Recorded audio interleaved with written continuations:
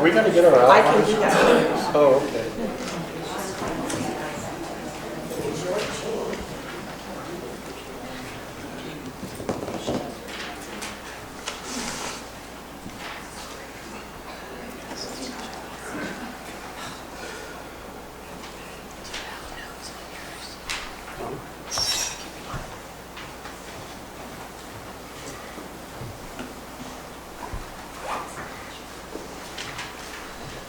Can I do something with the budget?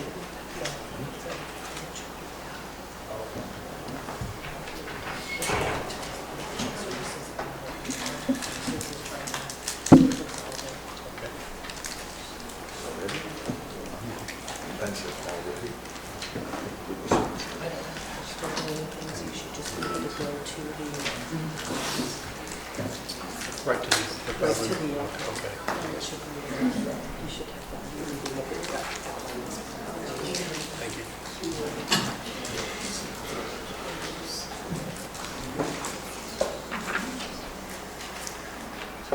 Ready?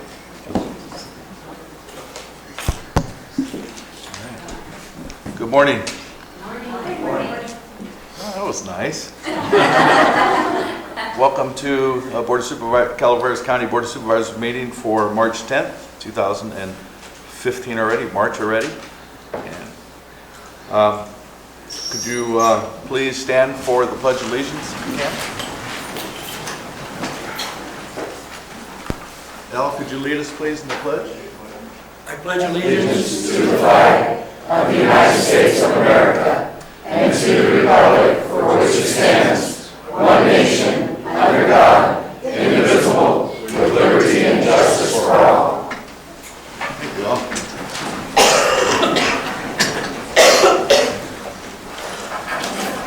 Announcements, right?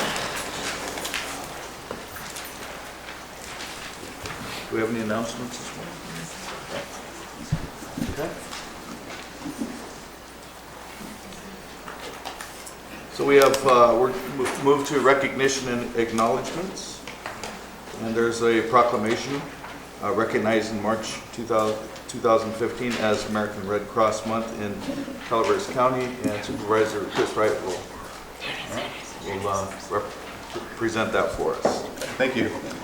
All right, can I have all the Red Cross folks come up, please?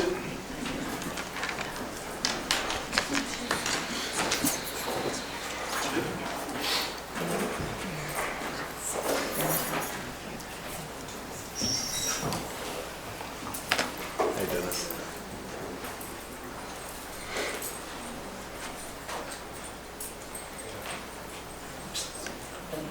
Okay. Well, it's really is a privilege for me to be handing out this proclamation. These guys are the ones that do all the work, and so I get the pleasure of standing up here. It's the hardest thing I've done this year. So I'll go ahead and read the proclamation. This is a proclamation recognizing March 2015 as American Red Cross Month in Calaveras County. Whereas the American Red Cross has touched many lives in Calaveras County, as well as across the country and around the world. And whereas during American Red Cross Month, we thank those who contribute to the mission of the Red Cross, whether through time, money, or blood. And we invite others to support the Red Cross in helping people in need down the streets, across the country, and around the world. Whereas the American Red Cross is synonymous with helping people and has been doing so for more than 130 years.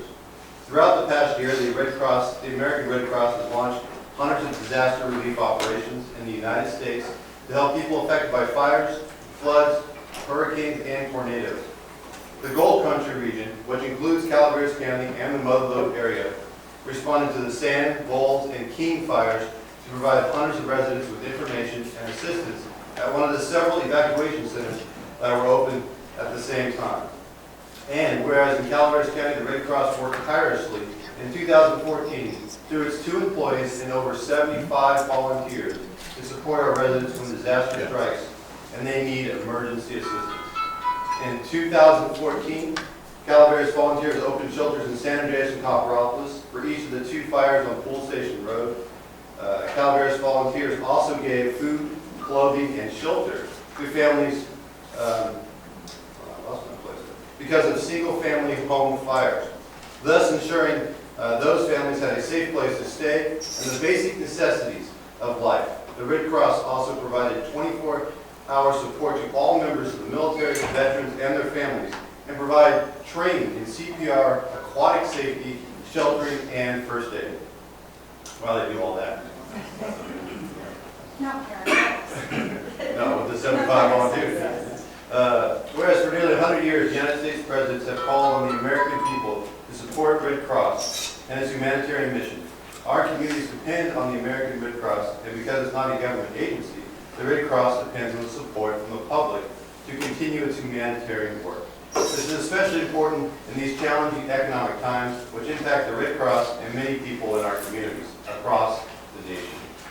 Now, therefore, be it resolved that the Calaveras County Board of Supervisors proclaim March 2015 as the American Red Cross Month in Calaveras County. We encourage all Americans to support this organization and its noble humanitarian mission.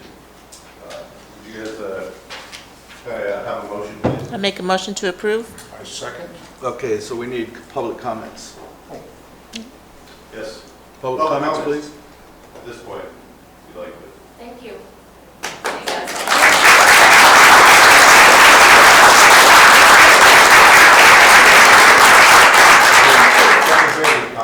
Yeah, I wish all our comments were like that.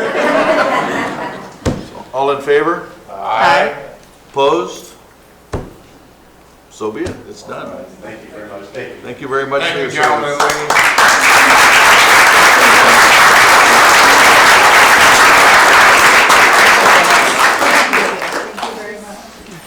Thank you. Thank you very much. Thank you. Thank you. Very fast.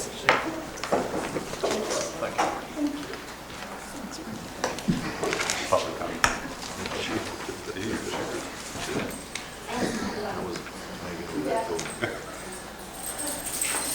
All right, so let's move on to our consent, our public comments. Any item of interest in the public that is within the subject matter jurisdiction of the board and is not posted on the consent or regular agendas may be addressed during public comment period.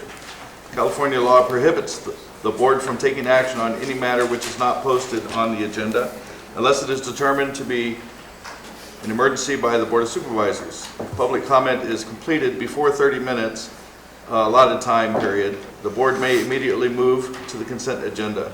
If public comment is not completed during the allotted time period, it will be continued at the conclusion of the regular agenda in order to provide an opportunity for the remainder of comments to be heard. And today I will, we're going to do 3 minutes, and right at 3 minutes, I'm going to be cutting you off. Okay, so 3 minutes. Thank you. Yes, sir. Bill McManus from Hanford Hill. I'm here to take care of some old business. I just want to give you some information.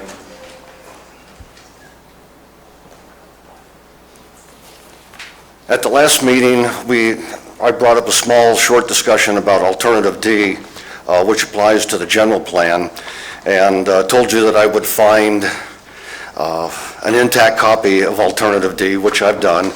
Unfortunately, it wasn't I couldn't get it before the last board meeting. It's already been given to the planning commissioner and the planning department.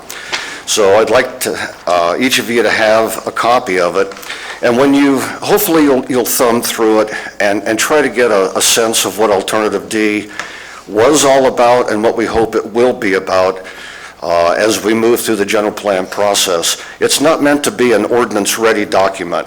Instead of it's more of a visioning document and would have a bit more suitable place perhaps in the preamble or some other place in the general plan. But what we hope it will be is the lens through which we view the general plan update. When Alternative D was formulated 5 years ago, 6 years ago now, there was a tremendous amount of support that grew for Alternative D. What we hope to do now is to reinvigorate that support by going out to communities that are involved in their own community plans, that are interested in zoning for their communities, which have varied interest, and bring them up to speed on what Alternative D was and see if we can recapture the support, the overwhelming support for the ideas that are encapsulated within Alternative D. So, you know, I hope you read it. I hope you get a sense of what Alternative D is, and I hope you get a sense of how popular it was and will be again in Calaveras County as we move towards discussing the general plan. Thank you. Thank you. Mr. Kelly. Joe Kelly, this will be the last time under public comment, pardon me? Can you come here and... No, I'll pick it up when I get done. Don't take my time, sir. Thank you. I can give you more time. How about 5 minutes? How about 3? How about 5? Joe Kelly, this will be the last time under public comment that I'll be discussing Nassau Creek flooding issue with you folks. The last time you'll see these photos. The cause, public health, safety, general welfare of the citizenry. For those that can't see it behind, here you go, folks. I was one federal agency away from for a phone call, the Federal Environmental Protection Agency. And then I laid down on the floor where I usually like to lay down and go over the general plan. I was perusing the general plan again and the background document. And lo and behold, it's been under my nose all this time, and under the county's nose all this time, as I have said many a time with other documents that I have brought forth. You folks are responsible for curing this. And it's in your general plan. And it goes back to the 1984 lawsuit, which you folks lost. So I am now getting ready to submit a minimum of 3 1/4 pages just on this issue alone into the general plan to be discussed and be answered. And my question is this: what, when, and how are you going to do something? So from there we go forward. So now I'm very much relieved. I can go on and do other things. This dog is off my back, and now it's on your back, and I know it doesn't bother you because it goes off like water off a duck. But it's coming to bite you in the... So pay attention, folks, and be sure to go back, not just forward, go back and look at all the lawsuits in 1984, and then look at all the legal documents that are there telling you from 1965 even, whose priority it is for land use, who is required, who the legislature has turned it over to and says you folks are the responsible agency and the responsible party, Calaveras County, the Board of Supervisors. So let's go for it. Do your job. Thank you. That's all I ask for the money we pay you.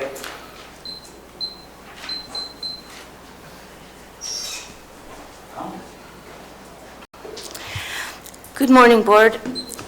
I would like to come here today and talk to you about IHSS, or I would like to come to you today and talk to you about March being National Colorectal Cancer Awareness Month, the second leading cause of cancer death in the United States, but something took precedent over that.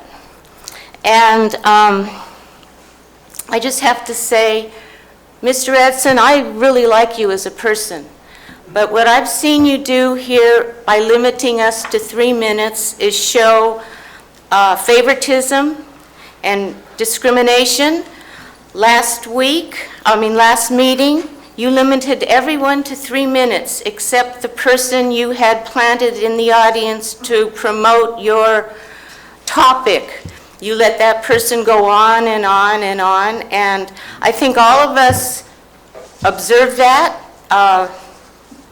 took note of it, resented it, and I felt I needed to call it to your attention.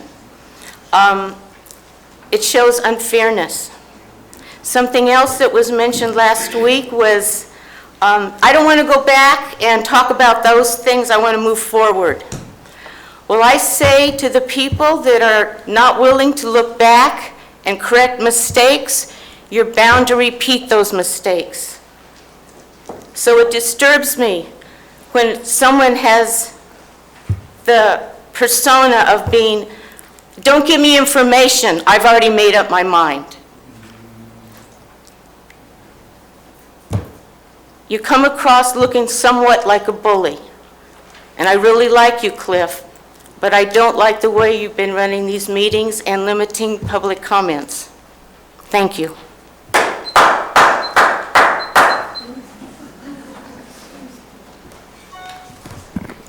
Vicki Renke, Calaveras County Republicans.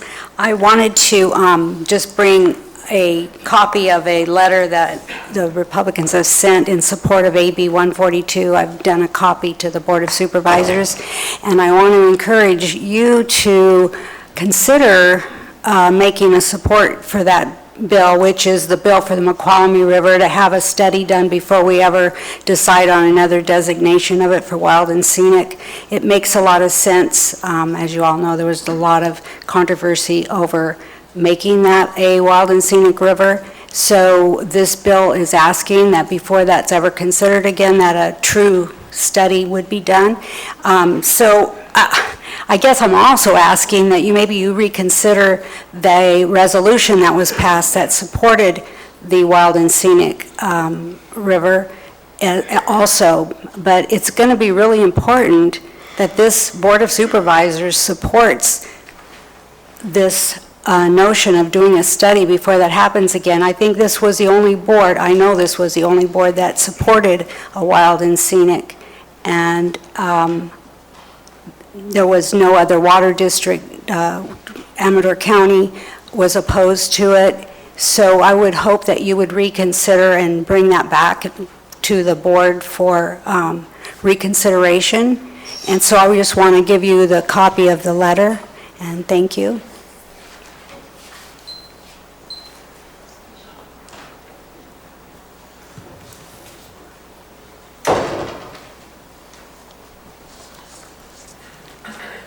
Good morning, Supervisors.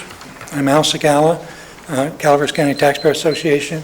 I have a couple items, and it's a hard job trying to correct errors from former boards, and so you've got a lot on your plate, and I appreciate that, and I hope you have the enthusiasm and perhaps the courage to do these things. Our group also encourage you to support the Assembly Bill 142 regarding the wild and scenic on the Mokelumne River. And in effect, this would be rescinding a previous resolution that the board did, which was a mistake, in our opinion. The next thing, we would like you to consider reevaluating the alternatives in the general plan update, particularly alternative D. A former board hired a private company called Mittner Harness to update our general plan. Over $1 million was spent, and there's been real criticism as to the nature of the work was done. So there's two issues with that. One is the wasting of money without getting results, and the second one is the application of a certain ideology into that general plan, which in many areas opposes private property rights and thusly hurts our local economy. Some volunteers in our group tried to go over the updated draft of the general plan that you now have to try to take the parts out that would be hurtful to property rights. We got so we're removing so much stuff and changing so many words. Oh, what a mess it was. But then we look back at the alternative D, which is very popular with the citizens of the county. That pretty well does it. So we know the planning department has to follow the direction of the Board of Supervisors. The direction from before was this other alternative that Mittner Harnish had, which we feel is hurtful. And we would like you to reconsider the alternative D and then give direction to the planning department to proceed along those lines. The changes would be substantial, but it would be good, and it would be good for our county.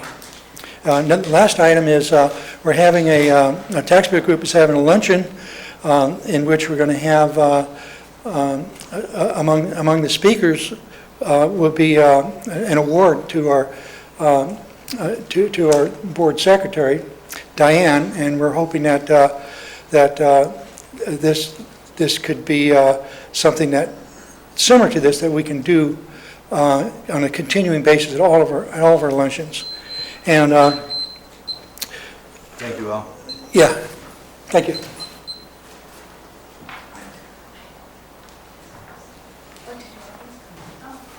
Good morning, folks. My name is Peter Reyes from General Inn.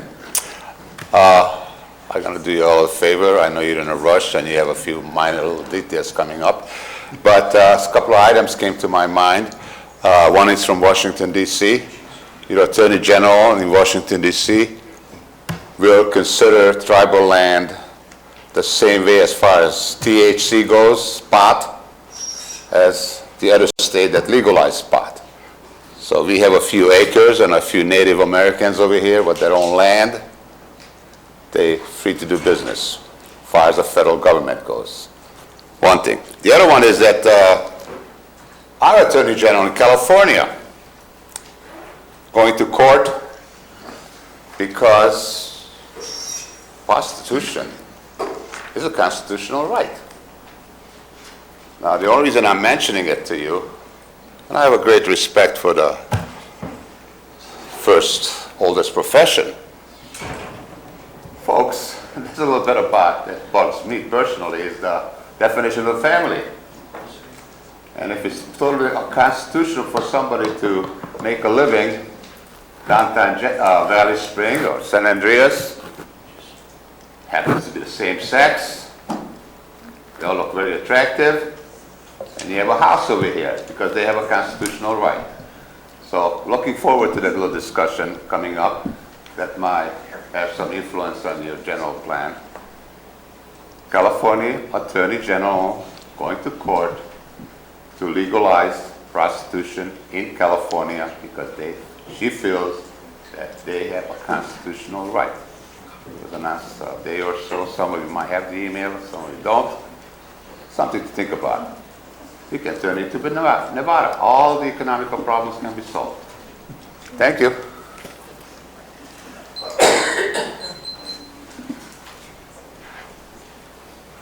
Good morning, everybody, and everyone behind me.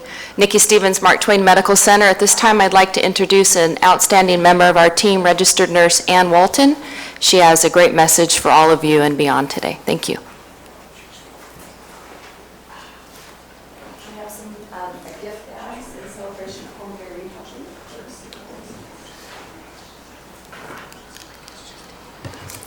So I would like you to join us in celebrating National Pulmonary Rehab Week, which is this week, March 8th to the 14th, which celebrates the benefits that pulmonary rehab can provide to patients suffering from chronic lung diseases, such as chronic obstructive pulmonary disease, abbreviated as COPD, asthma, emphysema, pulmonary fibrosis, and interstitial lung disease. Mark Twain Medical Center has information available in the lobbies for the public and pulmonary and for patients to educate themselves and to spread the word about our program. Pulmonary Rehabilitation Week was initiated by the American Association of Cardiac and Pulmonary Rehabilitation, which aims to educate individuals in the community about the role of pulmonary rehab in enhancing the quality of life of individuals with chronic lung diseases. And we have two of our participants in the program here. This year's theme, The Results Will Blow You Away, honors individuals who struggle to overcome shortness of breath and the pulmonary professionals who work with them every day to alleviate their struggle and improve patients' everyday life. Thank you.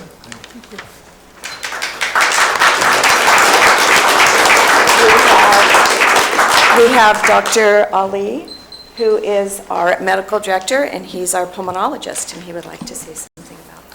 Hello, just a brief introduction. My name is Dr. Ashad Ali. I'm the pulmonologist, intensivist, and a sleep doctor. I'm from Sacramento, by the way. So we are a group of 15 pulmonologists, and we are serving the community through the telemedicine. So we have robots in the hospital where we log in, see the patients in the ICU, We are doing the pulmonary clinic and also seeing the patient in the rehab. So I'm really excited to serve the community. Thank you.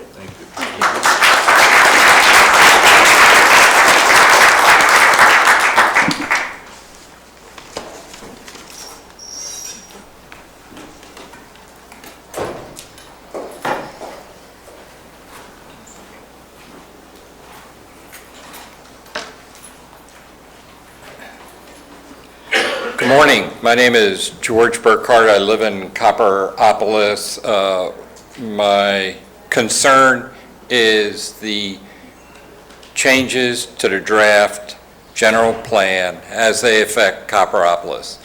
In 2009, the citizens of Copperopolis supported and approved a general plan, and then at some time later, this is all very mysterious to the citizens, all of a sudden, that part of the general plan for Copperopolis was changed. In a nutshell, large tracts of land that had a designation that allowed flexibility for unknown challenges, whatever in the future, were changed to production resource. Production resource, as we understand it, is kind of government speak for, call it green space, put it in a lockbox, it'll stay like that forever, and you can't change it. Those changes are very, very harmful to the community of Copperopolis. That's a strategically located piece of real estate here in the entire county, bordered one side, Highway 4, thousands of tourists driving up to Murphy's to bring money, and on the other side at the junction of 108, 120, thousands of tourists going to Yosemite, bringing money, but they drive right on by Copperopolis. So making these changes, also reducing the size of the Copperopolis community is very, very harmful, will not at all help, and will affect, even intensify the chronically stagnant economy in Copperopolis. So I'm asking you to direct the planning department to strip out those changes that were made to the previous general plan, because they are not helpful. They are very, very harmful. Thank you.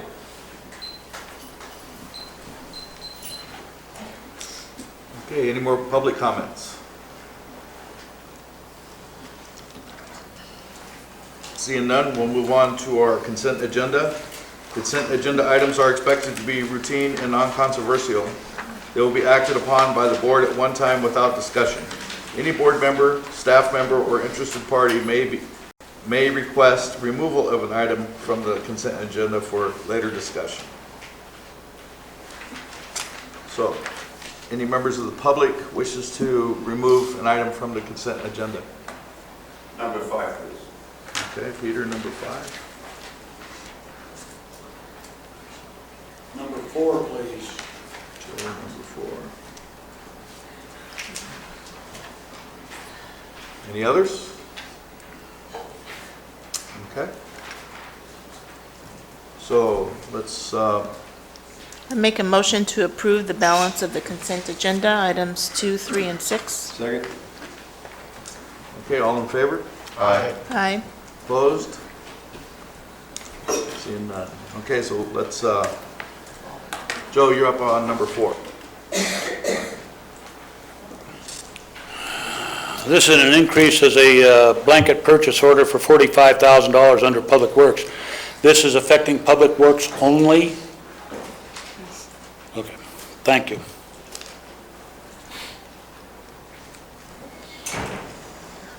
Any other comments on number 4? Okay. Make a Any, motion. Comments from the board? I have a comment. Okay, good.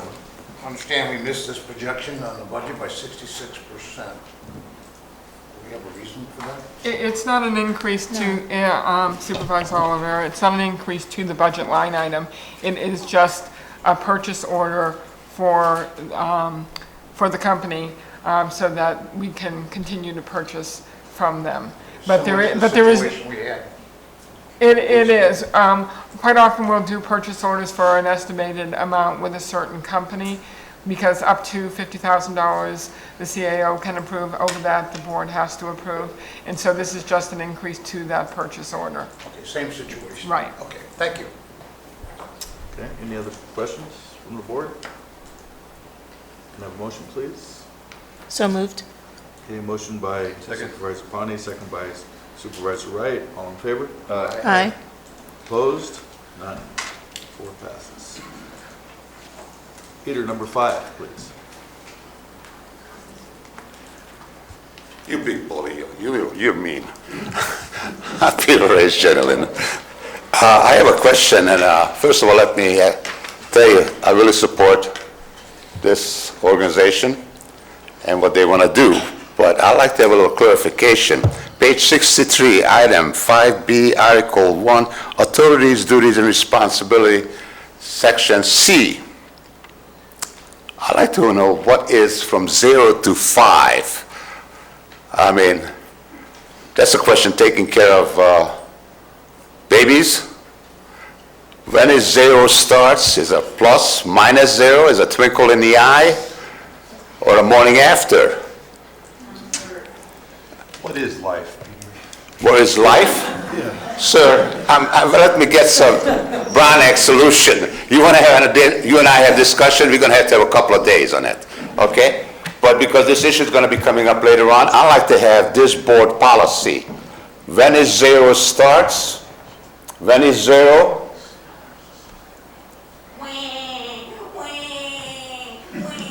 Don't show off your intelligence.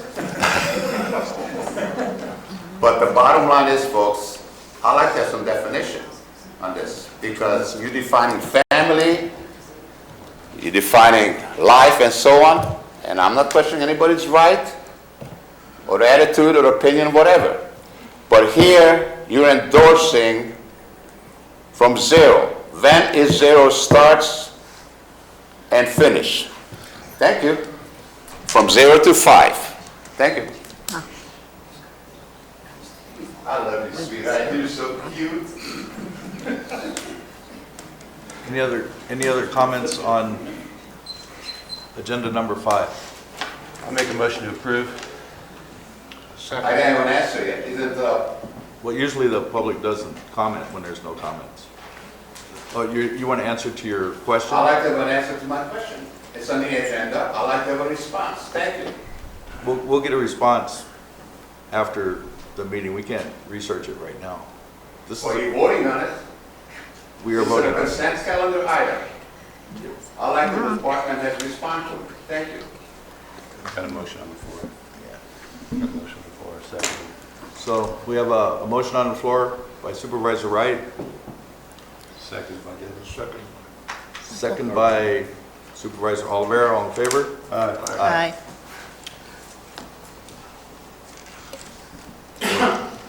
Can we make sure that we address that for? I abstained. You abstained? Yep. One abstain. Did you want to answer? Well, I just think it should be brought back to give them an answer. It was asked. And we didn't have any discussion after that, so I didn't get to throw my 2 cents. in. Okay, why don't we do that? If we bring it back on another We already agenda. passed it. We already passed it. Can we do that? Well, because the vote has already been taken, the alternative would be one of the supervisors who voted in favor of it has the ability to essentially revisit the item that is allowed in the board procedures. I would like to. Point of order, sir. Excuse me, sit down, please. Point of order. Mr. Kearney abstained.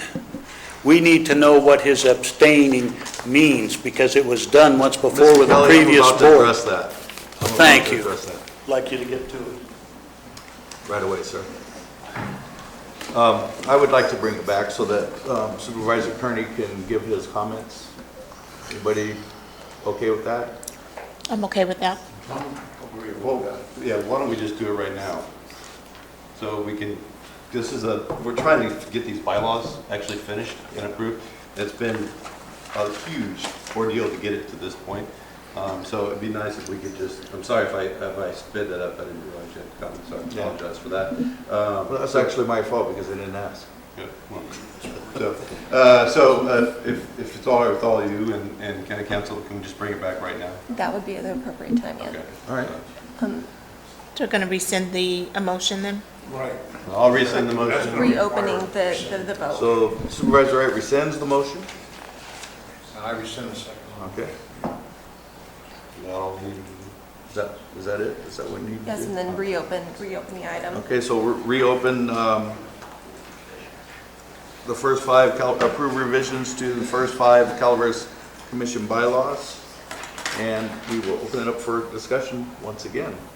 I would like to start with the board, and then we'll go back to the public.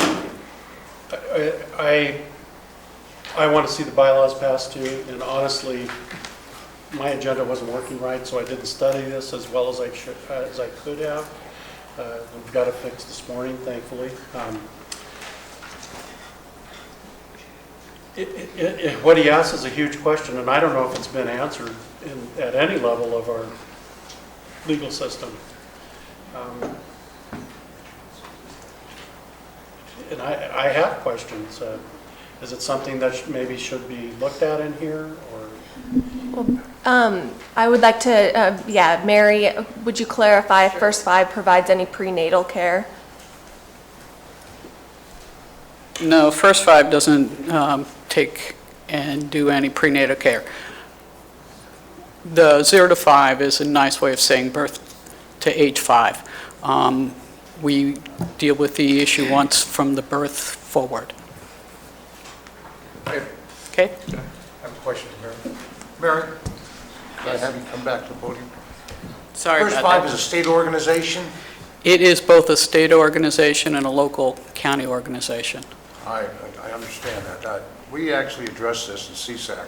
Mm-hmm. Not this particular issue, but the first 5.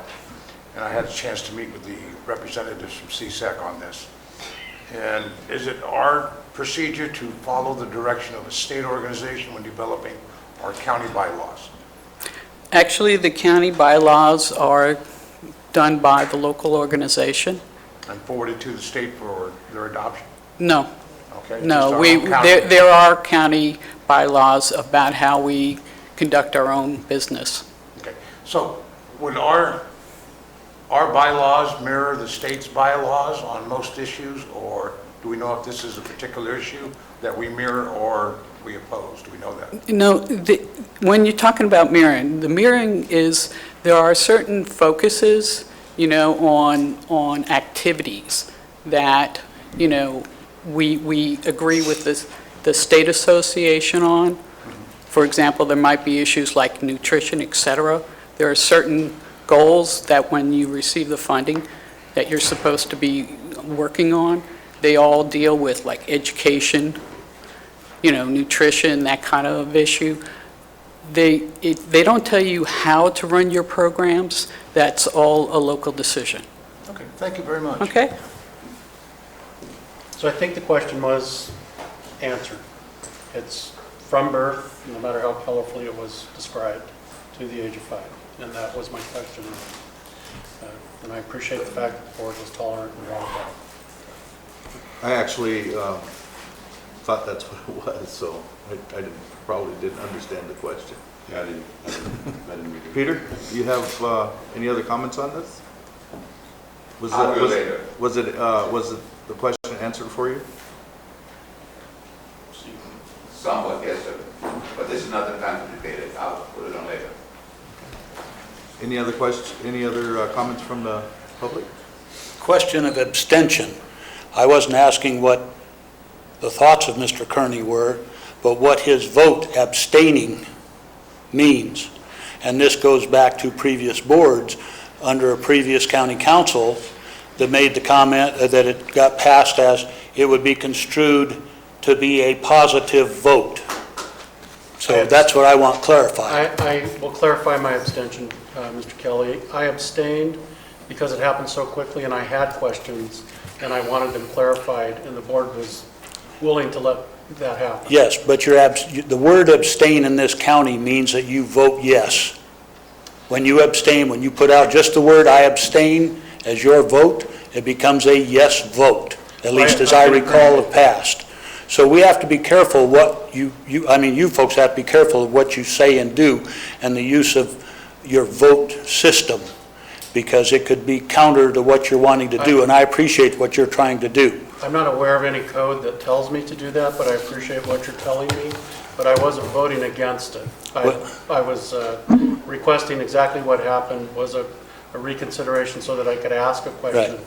and it did happen rapidly. Well, it's in the minutes of a previous board meeting, and as I say, it was when Miss Elliott was county council, so that goes back a little ways, and that's what happens when everybody doesn't know from back to forward what's going on and what's happened. So there you go. I'm just letting you know what I remember from this particular incident of the word abstain. Maybe the county administrator can remember and be able to advise us, or county council. Thank you.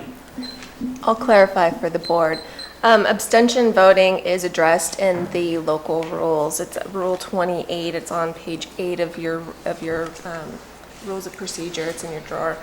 It addresses both situations where there's a conflict of interest and when there is not a conflict of interest. This would be a case when there's not a conflict of interest.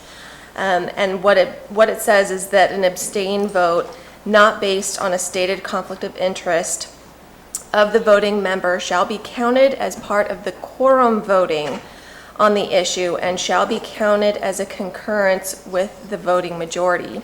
If there is a tie vote, the abstain vote of the voting member shall be counted as part of the quorum voting on the issue, but will not be counted as either a concurrence or opposition with the majority vote and shall be recorded only as an abstain vote.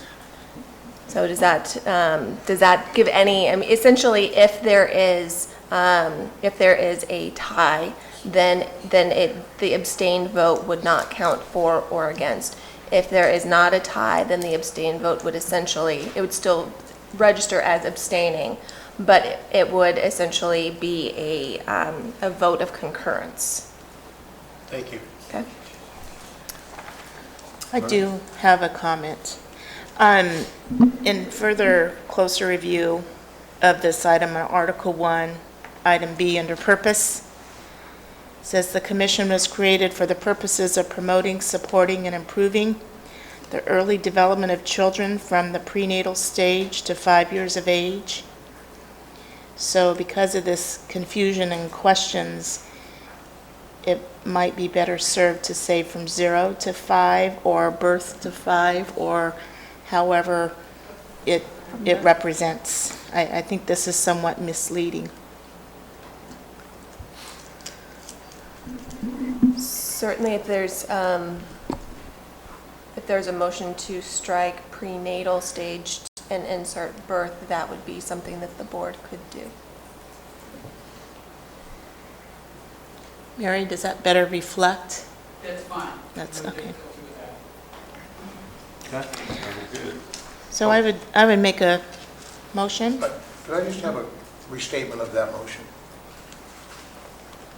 We're going to be striking which? Striking in, it would be Section 1, subsection B, purpose. Purpose.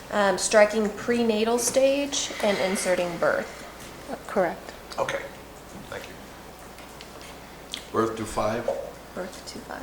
So I'd make a motion to approve the revisions as stated. Article 1, B, purpose, from 0 to 5, birth to 5 years for the first 5 commission bylaws. Okay, that's your motion? Second. So we have a motion by Supervisor Ponte and a second by Supervisor Wright to accept or to approve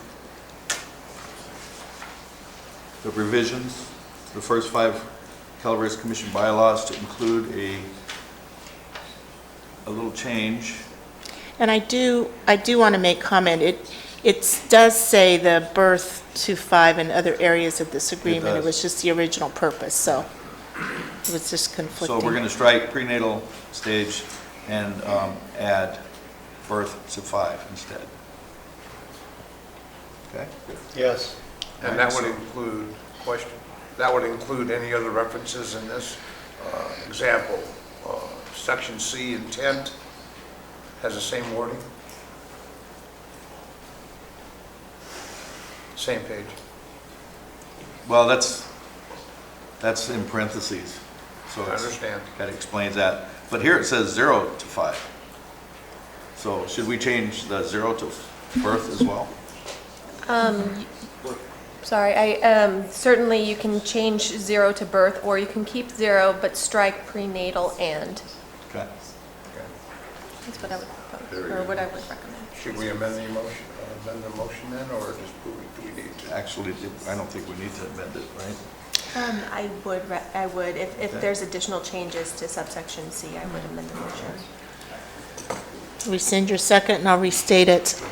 So my motion includes to approve the revisions to the first 5 Calaveras Commission bylaws to make reference to birth to age 5 throughout the document, eliminating 0 or prenatal stages. Okay. Okay. Chris, I second. And all in favor? Aye. Nope. Oh, okay, let's do that. Thank you, Dan. Any public comment on our changes? We changed it again. Still a question, boy. I'm sorry to create this complication. Yeah, you are. Oh, yeah, that's right. But the question remains that there are certain services prior to birth. Okay, how does that affect, what is it now? You're gonna give service prior to birth, or you're just gonna first time that, what do you wanna call it? A zit, a life, whatever. Where are you gonna start?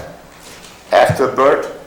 Yes. Or is that prenatal? Prenatal, what, Birth before to the 5. baby's not alive?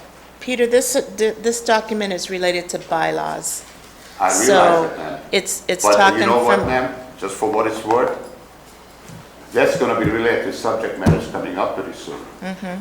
If you can't make up your mind, make a decision on something like that, the Supreme Court can make up decision like that, and you're putting a yes or no, that's gonna stick with you. You can't talk both sides of your mouth. Either you say yes, no, none of this maybe crap. Thank you. Still a little question. Any other public comments? Just a short one. Thank you, Ms. Stetfield, for your clarification of that. I'd like to go to the positive side. I don't want to look at the negative side.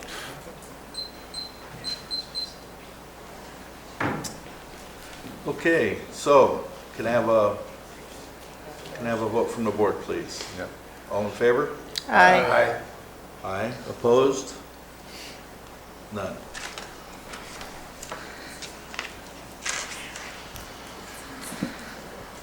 So we'll move on to the regular agenda. Administrative Office, adopt a resolution appointing Jeffrey Kovitz as Public Works Director effective March 23rd, 2015. Thank you. Back in, I believe it was late summer of this past year, the board agreed to contract with Avery Associates to do a recruitment for the Public Works Director. After going through the resumes and backgrounds of many candidates, they put forth their best candidates to the board for interviews.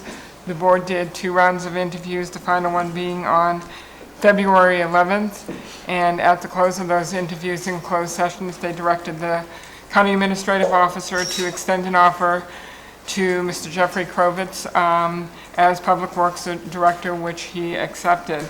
Mr. Kovitz comes to us from MGE Engineering, where he served as Vice President and Senior Project Manager. He has over 25 years of experience in public works projects. He has worked for Caltrans as both an Associate transportation engineer and associate bridge engineer. He has spent time as Public Works Director and City Engineer for the City of Placerville. In the balance of his career, he's been a consultant performing planning, programming, design, and construction of heavy civil public works projects for clients such as the U.S. Army Corps of Engineers, National Park Services, Sacramento Regional Transit, and the counties of Humboldt, Mendocino, Santa Barbara, Plymouth, Sierra, Tuolumne, and Trinity. Though there was no discussion during the closed session of salary, there is a set rate for the Public Works Director, and that is what Mr. Krovitz will be paid, which is $148,740 annually. So this resolution before the board today will memorialize that job offer and appoint Mr. Krovitz as Public Works Director. Okay. Any public comments? Joe Kelly. I have a document here in my hand which is a press release that was sent out 13 days prior to today.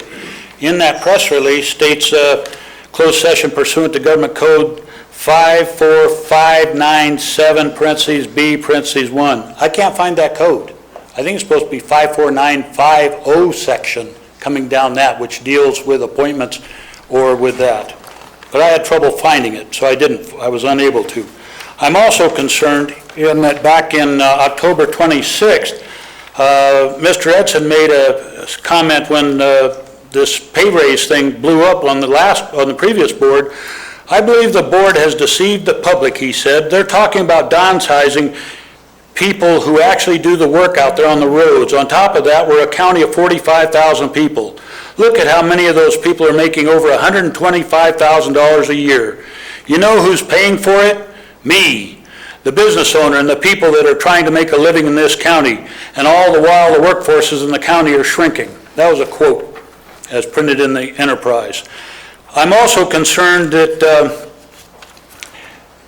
you folks had, based on that, you folks had the opportunity between the recruitment startup and this, between the Garcia going down to Temecula and living large, and then the recruitment. You had the opportunity to go back. You would have had the opportunity, I believe, if you had thought of it, is to go back to the 2012 pay scale of Mr. Garcia, which was $119,761.61, and then go back to that, do away with $139,264, go back to that one, come forward with the pay raises that were done at the time over the next year, and then be able to offer it at that. Instead, we get to pay additionally now for the man $148,000. He gets the Garcia pay raise that came under an illegal cloud of a board hearing, a closed session board hearing, and got a lot of scrutiny going on, but nothing happened.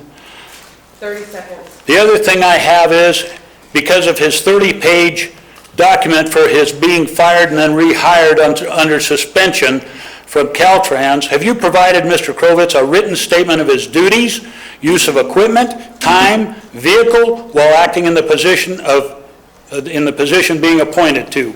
I'd like to know that one especially. If you're putting parameters of what he can and can't do, so he doesn't do the same thing to Calaveras County that he did to Caltrans numerous times, to include trying to intimidate one of his co-workers. We don't need that in Calaveras. Thank you.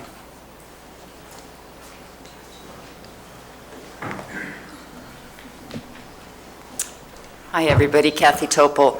I'd just like to make a comment on hiring from out of county. How many times are we going to let people, and Shirley is an excellent example of that. Thank you for appointing her where she needed to be. I think in 25 years, you spent serving, but yet you kept bringing people in to replace her. I'm asking the same thing with Public Works Director.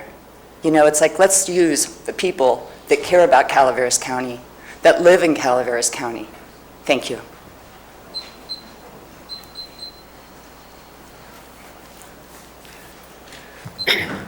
Good morning. George Fry.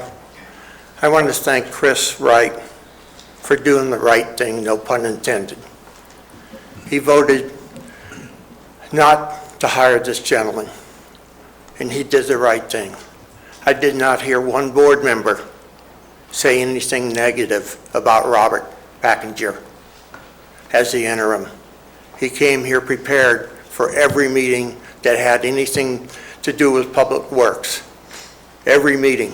And if there was something that was critical in some area of public works, he came prepared with that person that was in charge of it. He's a person that has been here for over 20 years. I don't get it. When are you going to wake up? I just don't get it. How could you do this? And it's interesting that this gentleman here brings up this gentleman that you just hired, because I did some snooping around too. This guy doesn't have a clean record. You need to check these things out. He has a record of intimidating people. What were you thinking? Or were you not thinking? Why didn't you go with Robert? He knows this county. He knows these roads. He gets along with all of the employees. What were you thinking? Thank you.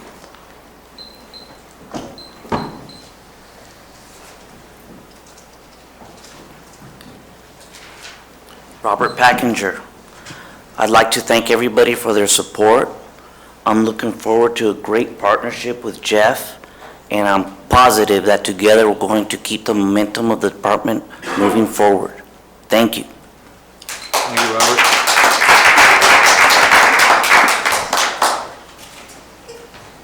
I never miss a time to have my 2 cents in it, folks. I don't know if that gentleman going to walk on water or part the sea for me. Okay? Bob is an excellent guy. I was hoping that he would get appointed. I get very suspicious anybody who has any association with Caltrans. I have very suspicious anybody has anything to do with those 2 bridges. $6 billion, $6 billion, that's a number of zeros, okay?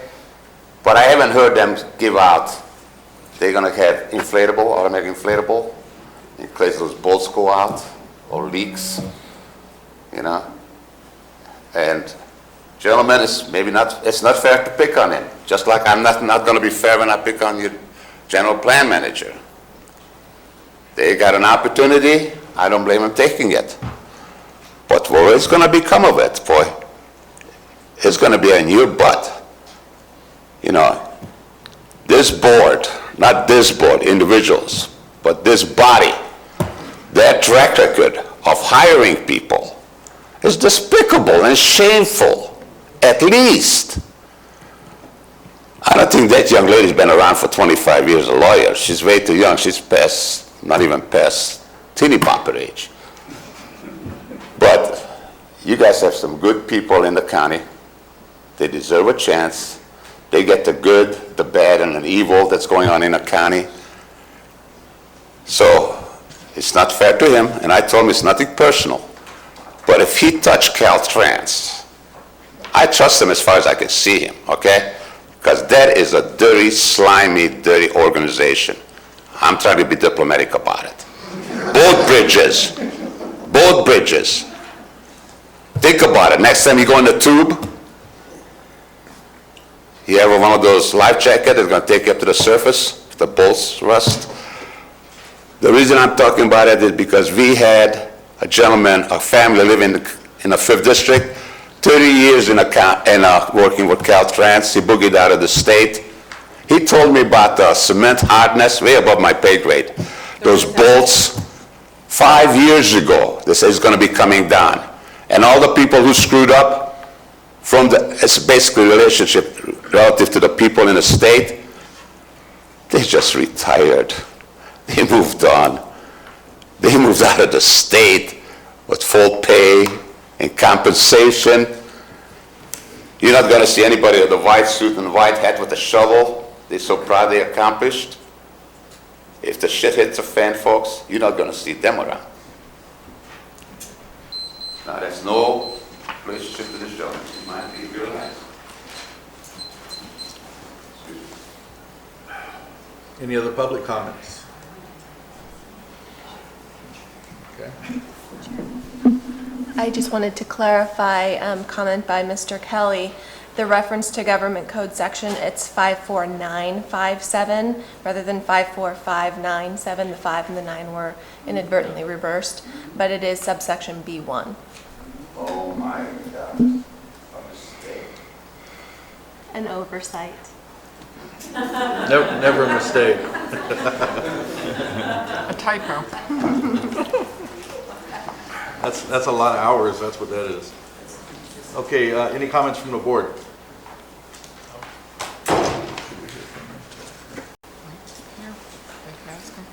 Jeff, would you like to come and address the board, please?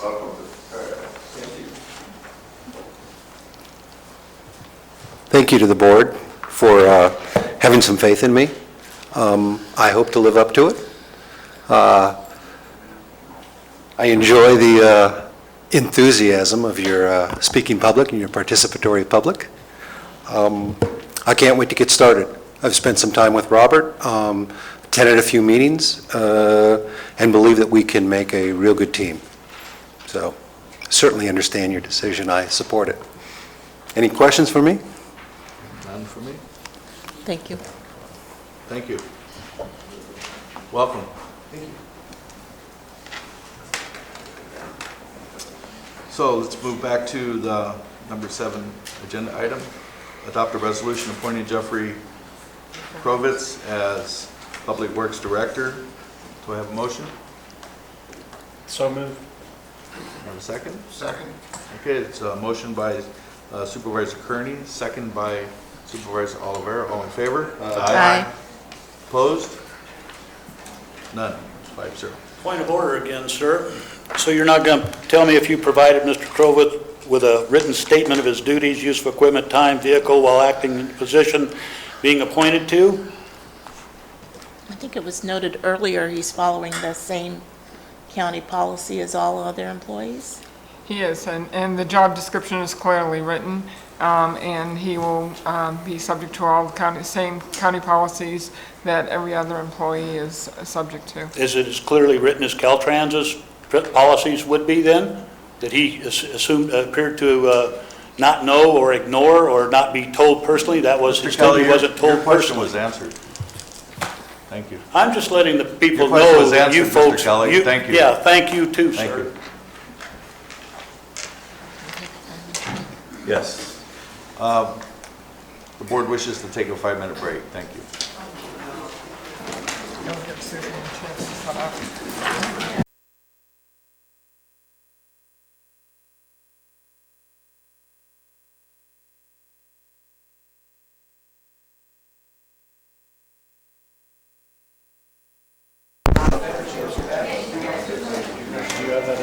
All right, let's return to our meeting, please.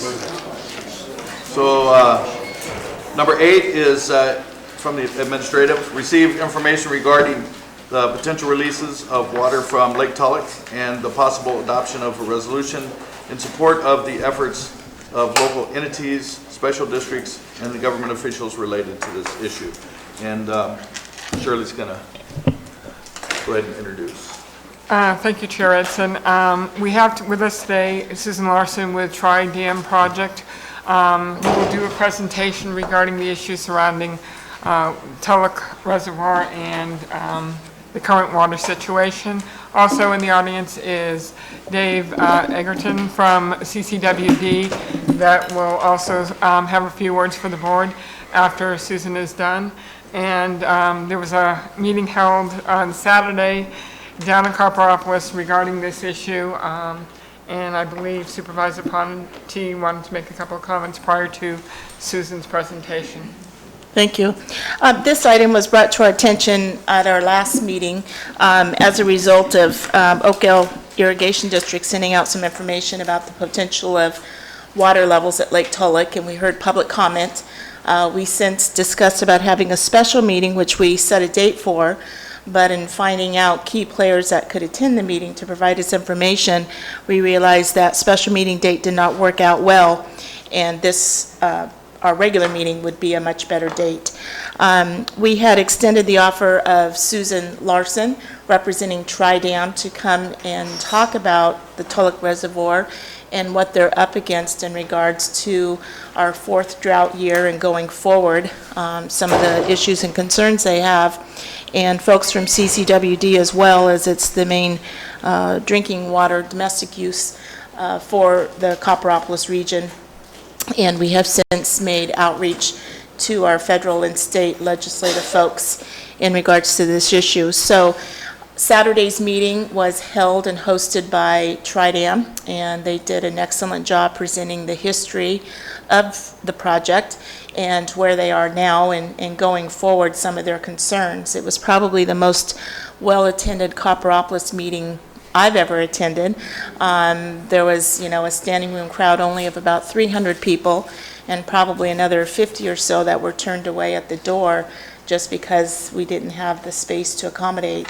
It was attended by folks from Tri-Dam and Oakdale Irrigation. I know folks from the prison were there, folks from CCWD were there, the supervisor from Tuolumne County, and representatives from Congressman McClintock's office and Mr. Bigelow and Mr. Berryhill and such. So it's a very well-attended meeting by many folks really concerned about what it means this year and years in the future in regards to Lake Tulloch and kind of that whole Stanislaus River system, including Maloney's and other rivers and reservoirs and dams and this sort of thing. So I'm pleased to have Susan here today, and thank you, Susan, for coming to make this presentation to the board. We could be here probably 3 hours based on the presentation and Q&A. So Susan and I discussed making a mini version here of this particular presentation and then be able to have some Q&A with the public. So thank you, Susan.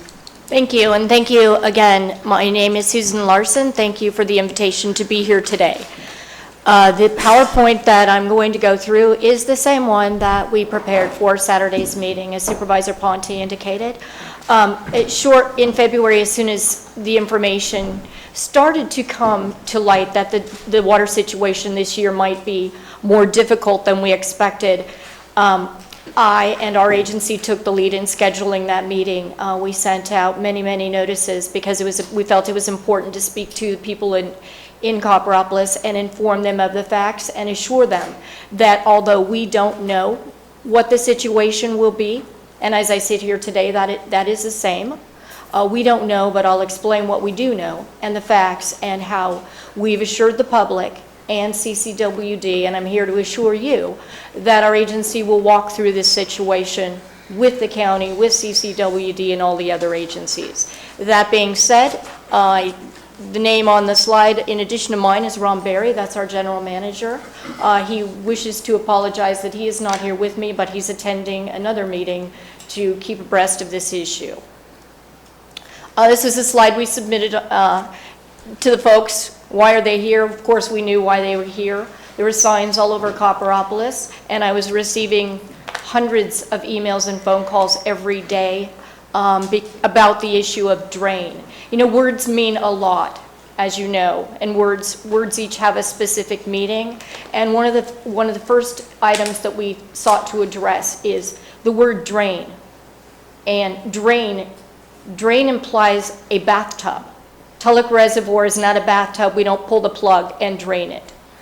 But we quickly, and what I need for you to know as well, is we are talking not drain, but whether or not drawdown will be necessary. These were some of the headlines that undoubtedly you were seeing and causing your constituents to call and appear at your public comment period. Why are we here and why am I here? Like the public, our agency does care. Water is our agency, so we are just like the public. We manage the reservoir and we generate power. We live in the community and we live all up and down the watershed. We are in the midst of a drought and we do have mandates to release that water. What's Tri-Dam? It's kind of interesting. I've worked with the agency for 17 years and I constantly am asked, what is Tri-Dam? Quite simply, we're a water and power agency. We operate and 3 power facilities. We actually operate 4, but we operate 3 reservoirs, and thus the name Tri-Dam. We are an agency formed from our 2 irrigation districts, Oakdale Irrigation District and South San Joaquin Irrigation Districts. They operate Donnell's, Beardsley, Sandbar Powerhouse, and Tulloch Reservoir. Quickly going to go through this slide. This is our furthest upcountry reservoir on the Stanislaus River, Middle Fork. Here's Beardsley. It's about 9 miles downstream from Donnell's. And obviously, the flagship of interest to the public and to Calaveras County. Normal summer operating level is between 506.5 and 509.5. Maximum storage of this reservoir is 66,968 acre-feet of water. We function as an after bay. We sit, as you probably know, directly downstream from the New Melones Reservoir. As I said originally, OID and SSJ originally started pursuing their farmers. They knew their farmers needed water, so they started developing these 3 facilities and started building them. They were constructed, Donnell's and Beardsley were constructed 1955 for a total cost of $31 million. Tulloch and Goodwin Reservoir, which is Goodwin is just downstream from Tulloch, 18.5. Total project costs in 1955 dollars, $49 million. Federal dollars invested, 0. State dollars invested, 0. Taxpayer dollars invested, 0. OID and SSJID farmers, obviously $49,700,000. The districts obtained pre-1914 water rights within that basin. And just to give folks that were interested, if we were to convert that original investment to 2015 dollars, we're talking about $433 million. Those facilities, as I said, were built to store water and provide irrigation to downstream water users. This is just a general slide. I don't have a pointer, but it illustrates in relation how those upcountry reservoirs, where they're situated and how the entire basin operates with waters being caught uphill and flowing down into Tulloch. How are reservoirs levels at Tulloch established? The U.S. Bureau of Reclamation is a federal agency, as you know. They determine the operating levels that Tri-Dam has to operate at. Normal winter schedule, we always go down about 10 feet each winter because we are for flood storage. So we normally range each winter between 498 and 501.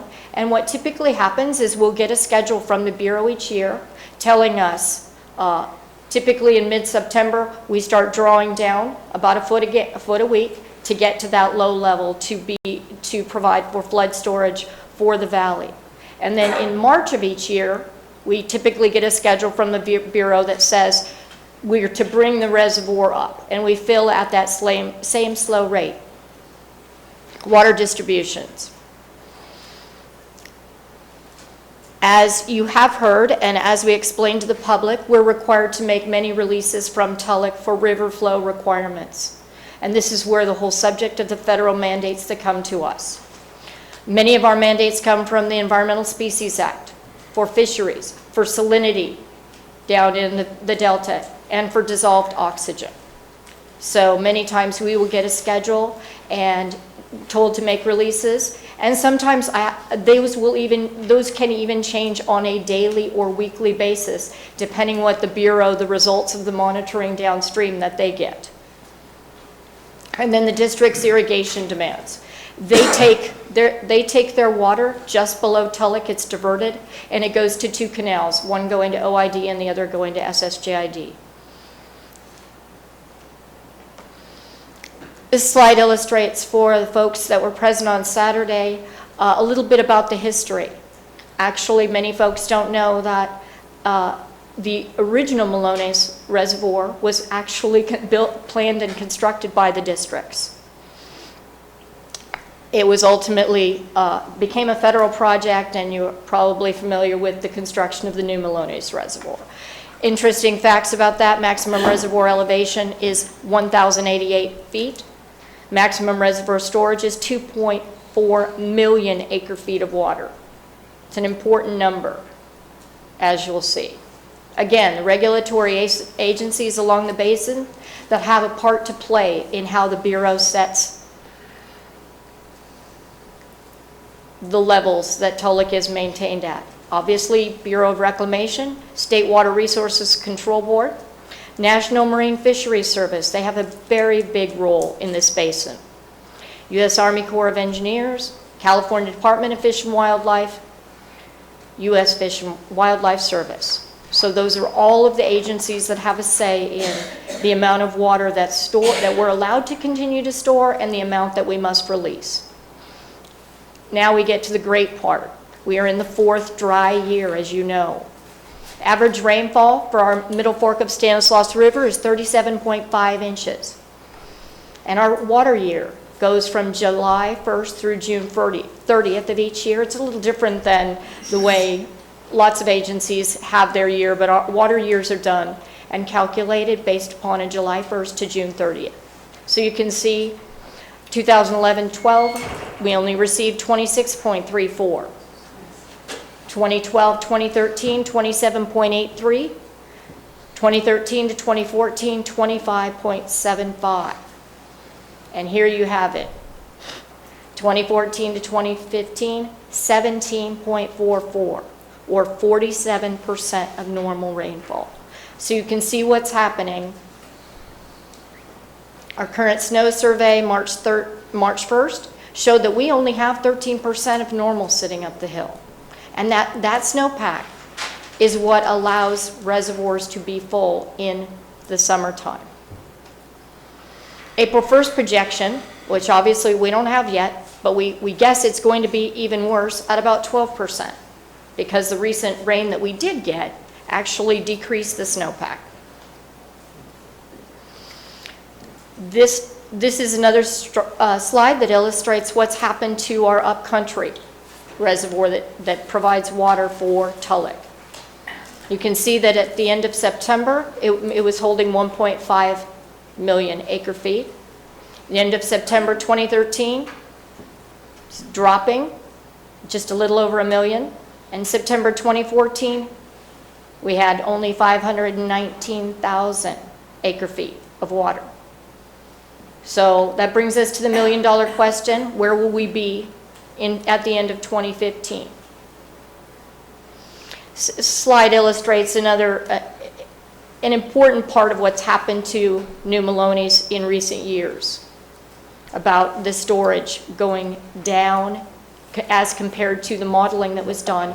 And the modeling that was done projects what's really going to happen if we continue to have to be forced to live with some of the mandated releases.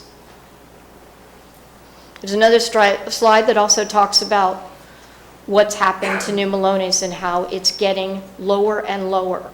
And while our agency tries to do the very best job we can to hold water in our upcountry reservoirs, and those upcountry reservoirs are one of the main reasons that we didn't have to do a drawdown last year, because the irrigation districts, we anticipated this.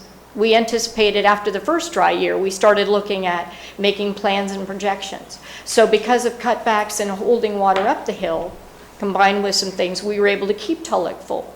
With what's happening to New Malones, it became very apparent that we might not be able to do that this summer, and that's why we wanted to hold that meeting. That's why I'm here. That's why you're asking for this information. Again, here's another estimate of where we might be at the end of month storage, September. The bottom line here is the shortfall down at the bottom. That as that number continues to drop, with less water available in New Malones, it makes it harder and harder for Tulloch to stay at its operating levels. Both districts, OID and SSJID, have both already imposed restrictions on their farmers. But what we told the folks on Saturday is that there is no crystal ball that we have. If the releases continue to be imposed upon us at the rate they have been, we may have to take water from Tulloch sometime midsummer, late summer, we don't know, but to provide cold water to meet those mandated release requirement.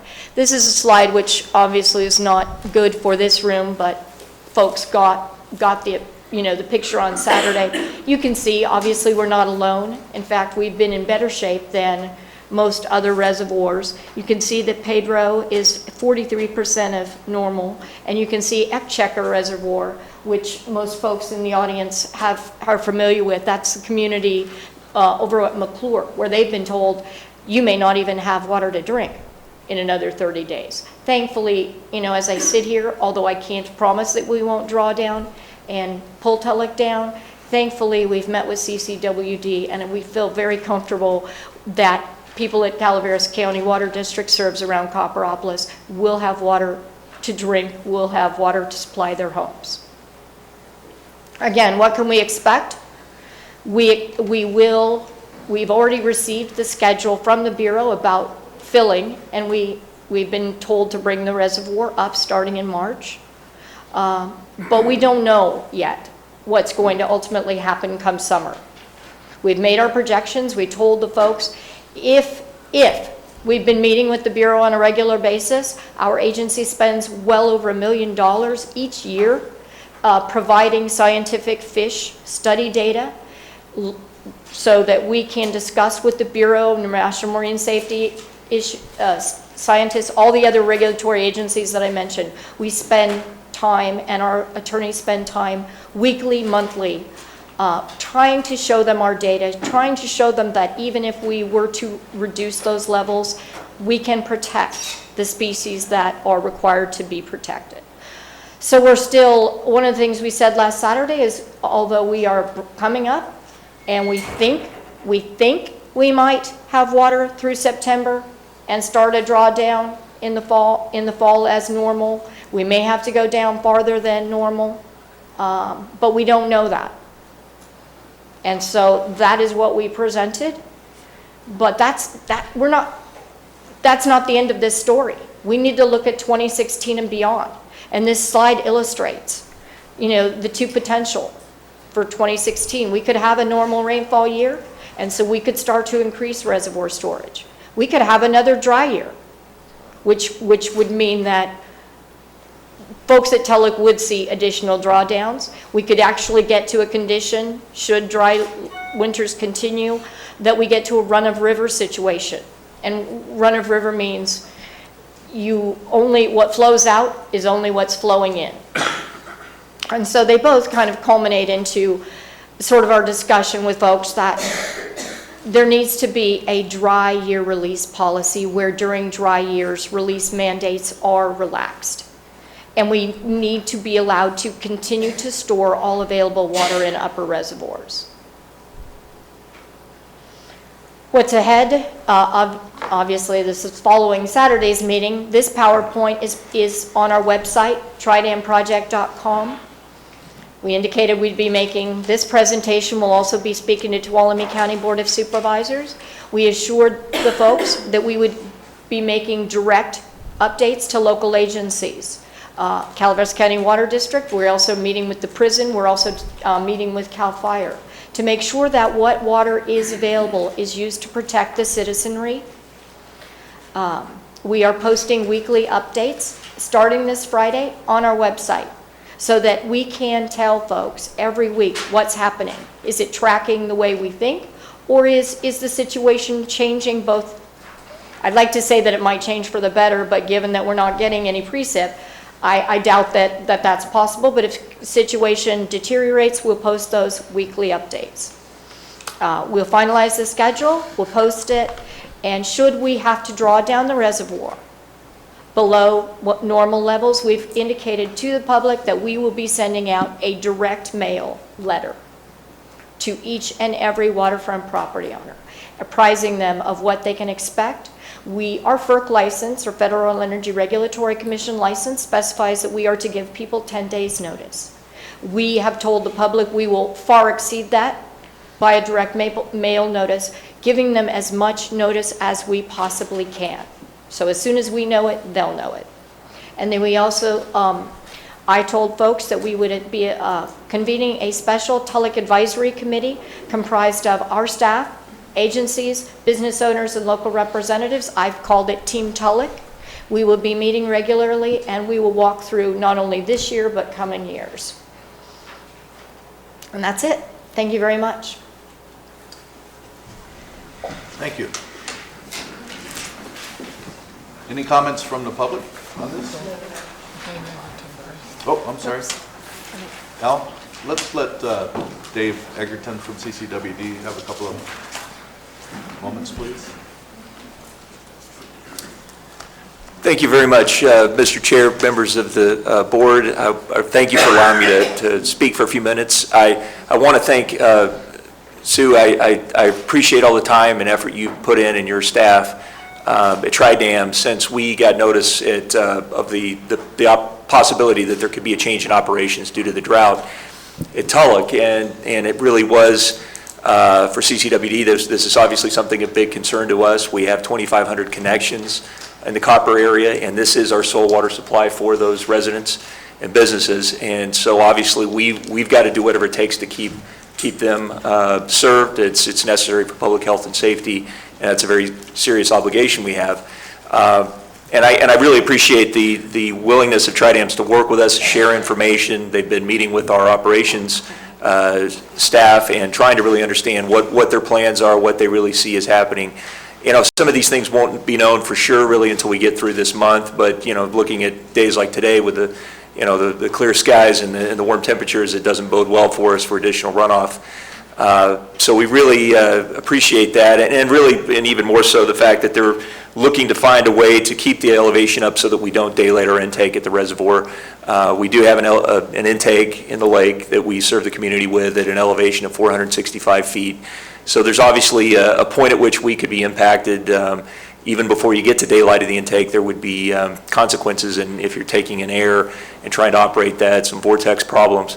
And so that's good news to hear at this point. Obviously, you know, we won't know again until we really get through this month. But what we're doing to try to get ready for next year, and that really is the big concern at this point, I think. You know, clearly, if you look at the elevation levels or the storage levels that we have right now in Malonis, each year, the last 3 years, it's really continued to deteriorate dramatically. I think we were at almost 1.5 million acre feet in storage 2 years ago. Now we're at about 600,000 acre feet of storage. That's the flexibility that reclamation relies upon to operate that reservoir for all the many commitments that it has. And those are serious commitments. I mean, there are many legal requirements. The Central Valley Project serves millions of acres of farmland across the state and millions of residents across the state. And it's operated in cooperation jointly with the State Water Project that delivers much of the state its municipal industrial water supply. On top of that, you've got all of the environmental requirements that were imposed under the Central Valley Project Improvement Act in the early 90s that said that it also had to be operated to meet fish requirements, fish flows and other environmental habitat requirements. So, you know, there's so many layers to this, like most things in California water. But again, I think our best way to deal with this really collectively is to work directly with the other agencies downstream, Tri-Dams, Oakdale, South San Joaquin, irrigation district, and certainly to involve the county as well in its obligations and responsibilities as really being the steward of the health and safety of our community, but really trying to work to influence how the reservoir is operated. The decisions that are made both at Reclamation and by the State Water Board on the operation of that project, and trying to make sure that they understand that this is a critical water supply, both at Tulloch and from what comes from Malonis, that for our communities, both for our municipal needs, our commercial needs, and for the agricultural supply. And obviously, the ag customers are have had enormous impacts. Initial allocations on the Central Valley Project right now for agriculture south of the Delta is a zero allocation. I mean, that's extraordinary. That's why we have all the challenges we do with groundwater overdraft and pumping in many of these areas where they have no other solution to try to keep their crops alive. So in any event, I just want to say I think this is actually, in some ways, there's a silver lining to this, and that we really do have the opportunity to forge a strong relationship between agencies and really put our efforts together towards trying to influence what happens in Sacramento and in DC. And to that point, I really, and I think, we cover 2 congressional districts. It gives us the opportunity to have Congressman McClintock and Denham to be able to work side by side for our efforts. That strengthens our efforts. As well, we do have ongoing negotiations or continuing in Congress on a drought bill, and we hope, and I know OID and SSJAD and have tried in the past with the last iteration of the drought bill to get some assistance in the operations of Melones that would be beneficial for our communities. I would love to see us join forces on that and really try to come up with something that really is good for our interest on the river system and the reservoirs that we're talking about today. So lastly, I just want to point out that what we're doing right now to try to get ahead of next year is we are in direct contact with the state. Department of Water Resources has been very available to us and are trying to work with us to find a way that we can get state funding to go ahead and do some of the improvements that would provide us with more flexibility at Tulloch so that we could actually lower intake below that 465 elevation level. That's a very expensive proposition, at least $100,000 more for us to do that. So we very much need some state assistance to be able to do that. And there's a lot of effort and a lot of money there going towards that, towards drought relief.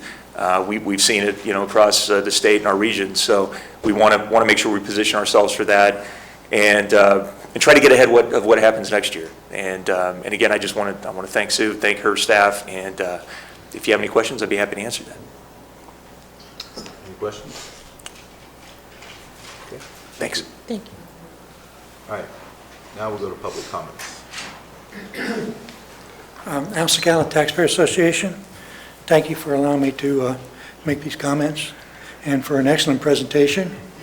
And our friends with CCWD, we have some good harmony working between the different agencies and with the Board of Supervisors. The problem, I don't think, is a problem of coordination with the agencies. I think the problem is federal policy and state policy. We have things that are happening that just don't make sense. In times of drought, it doesn't make sense to waste water. It doesn't make sense to waste water. Sending water, draining the reservoirs to save fish or to put water into replace salt water or to provide lower temperature water, oxygenation. These are just crazy. By draining the lakes, we're in deep doo-doo. All 3 of those things are bad federal policy. They need to be changed. They need to be changed. It's hard for a permittee under FERC to question their landlord. However, there isn't a problem with the Board of Supervisors representing citizens in the county on when it's clear there's some flawed federal policy happening. And so the resolution that you have before you to consider is nice, but it doesn't really address the problem. The problem is flawed federal policy. In times of drought, the federal government must cease and desist wasting any of the water from New Melones or Lake Tulloch or anywhere else. And this message needs to be clear. It needs to go to our state representatives and also our federal representatives. And I think McClintock will be a friend to us on that if it's clear that we see that this is the nature of the problem. We'd recommend that you would change the resolution and add a clause that recognizes the flawed federal policy wasting this money. 20 seconds. And that you urge all our representatives to take action immediately. Thank you.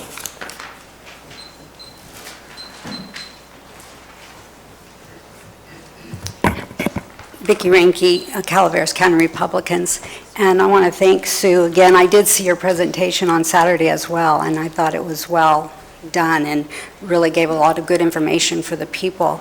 And of course, I walk away from this, again, not blaming Tri-Dams or anyone else, but the same thing. I think Lake Tulloch, the draining of, or the release of water from Lake Tulloch is a result of bad federal and state policy, and that water releases for fish is taking hundreds of thousands of acre feet of our water needed for the people and farmers, and it's really apparent when we're in a drought. Her slide showed that Lake Maloney's was over 1 million acre feet of water just 3 years ago. It's down to 500,000 acre feet. That's incredible. I mean, we're almost out of water. And I think that this is a very, very serious issue, and that we do need immediate response. Sometimes it takes this to wake us all up and say, you know what? We should have been taking care of this a long time ago, which we've been warned. McClintock has been warning us for several years that this was coming. But just look over at Tuolumne County. The Lake Don Pedro community is going to be out of water in the summer. I don't know where those people are going to live, but they will have no water. Lake McClure is down to almost empty, and that's where their water comes from. This could happen to us too. You think not, but it can. When you see the down of the water in New Maloney's, that huge, huge body of water, it's possible that we will get down to that point where there's no water for us either. And the people down in the valley, they probably don't realize, they don't see it with their eyes, we do, that we're almost out of water. So I just wanted to say that it is important, and it is a real reality for us in this county as well. And also to ask for our support, the people. We need to stand up as citizens to this and ask our federal government to work with Tom McClintock. Again, he's been working on this for a long time. He's tried to get the Congress to go along with this, but he has to convince all these other states that this is important. So we need to start letting the right people know. You can call McClintock's office, ask who you can write to that you're ready to help. We will be doing that. I hope our Board of Supervisors realizes how important this issue is, and that if you don't stop the federal government, what they really want to do is push more water during drought times down those rivers, because they need more water for the fish. We want them to do less or none. So anyway, I want to encourage everybody to get behind any legislation that is being put forward to stop this nonsense and make sure that we can live in Calaveras County with water. Thank you.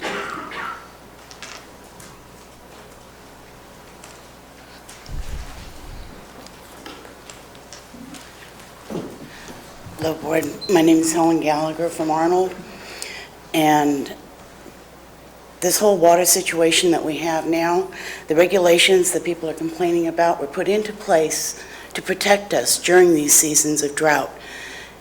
Looking at where we are now, we wouldn't even be here if these regulations had not been put into place by people who had reacted to drought situations that we have here in California, and that will continue to come and will continue to get worse. If we take away these mandates that have been put in place now, things are going to get worse. We have to put in mandates for development. We have to put in mandates to irrigation with these farmers. If farmers can grow agriculture in Israel using drip irrigation and provide for their country with their food and agricultural, how can we drive through the valley and see water being wasted by evaporation with sprinkler systems going on in the middle of the day with the heat, when we could be, if you're going to use sprinklers, use them in the cool of the evening. Use drip irrigation so that we can save water on the other end of our reservoirs here. If it wasn't for these reservoirs being put in, we wouldn't have the population that we have now that is running out of water because they're using our water to irrigate their lawns and to make things pretty and green in California, which is a desert climate. And with the changes in the weather that's going on, it's getting worse. And every credible prediction shows that our drought situation is going to get worse, it's going to last longer, come more frequently, and to pull these mandates out now that are stopgapping the quality of our water, when fish die, when there's no oxygen in the water, in the droughts that we've had in the past, my sister living in Concord has had my mother coming up here filling milk jugs with water so that they can drink water in Concord that isn't full of salt coming out of their taps. I mean, 30 seconds. People are very selfish, trying to change things to make things palatable for them here now. When we talk about future generations in taxes and all these other things, what about the water? There's only so much water in California. We're going to get less, and these people have got to understand that maybe we should have mandates on use of water in our homes and possibly mandates on development and restricting the number of people that we allow to have water. Thank you.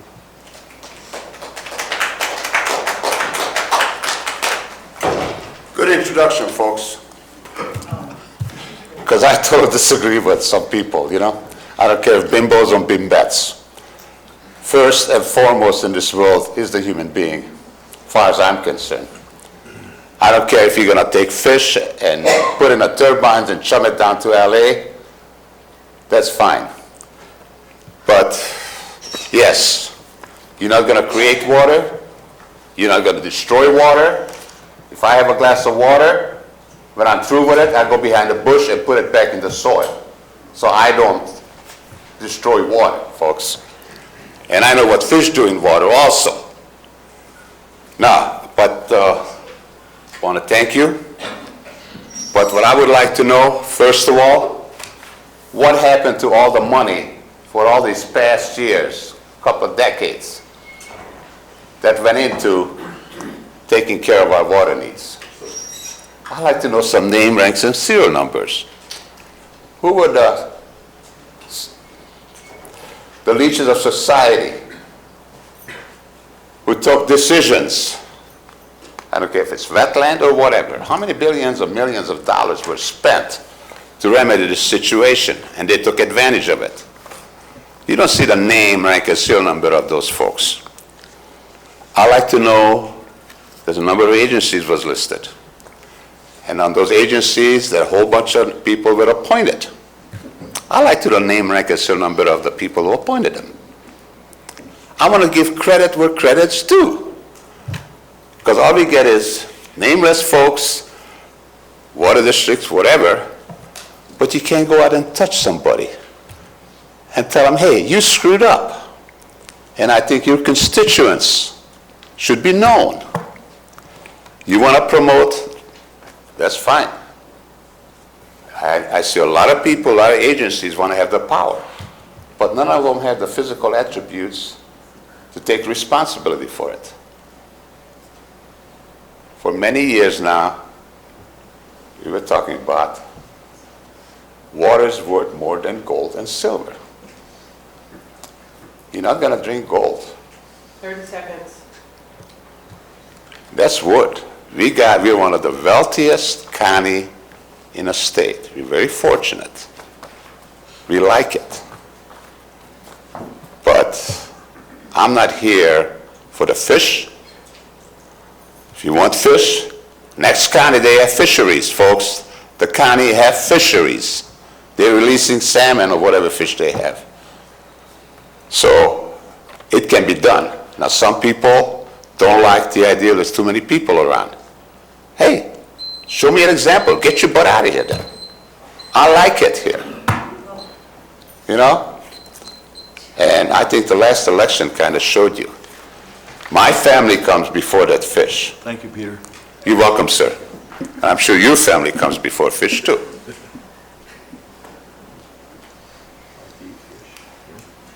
Any other public comments? Hello again. I'm George Burkhardt. I'm a resident in Copperopolis. I'm going to try and not repeat what other people have said, but big picture is we have an entire state water crisis, not just us, the entire state. And the really unfortunate thing is most people do not realize and appreciate how dire the circumstances are. Since the new higher dam was built on Maloney's in 1978, the population of California has increased 42%.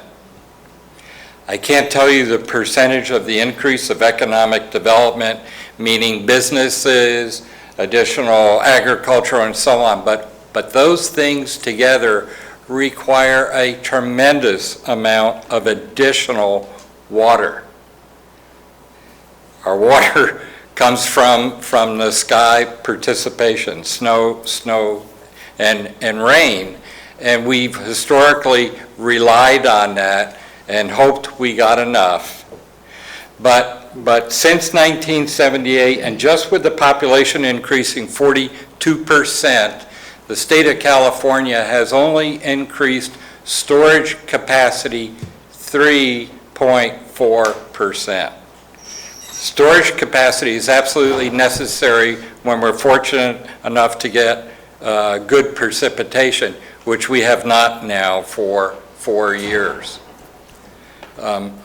Some of the folks talked about conservation. I absolutely agree with that. There has been little to no conservation done throughout the entire state of California, either using less water or reusing the water that has been used at least once. And then the third item is creation, and you can actually create water with a desalination plant. There are none operating in California today. Next year, the Carlsbad plant should become operational after a 7-year delay. 30 seconds. And that will be the largest desalination plant in the Western Hemisphere. We should have those all along the California coast.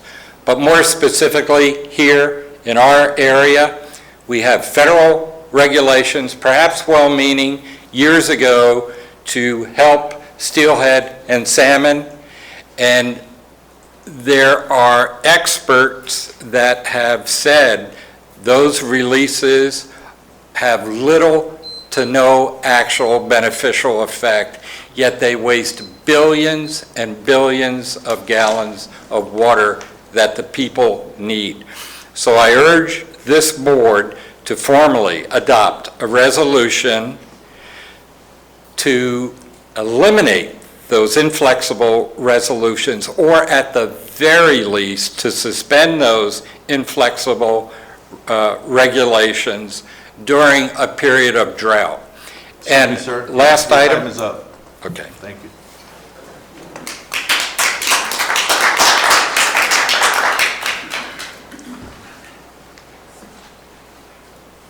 Good morning, ladies and gentlemen. My name is Richard Singer. I'm a resident of Copperopolis as well.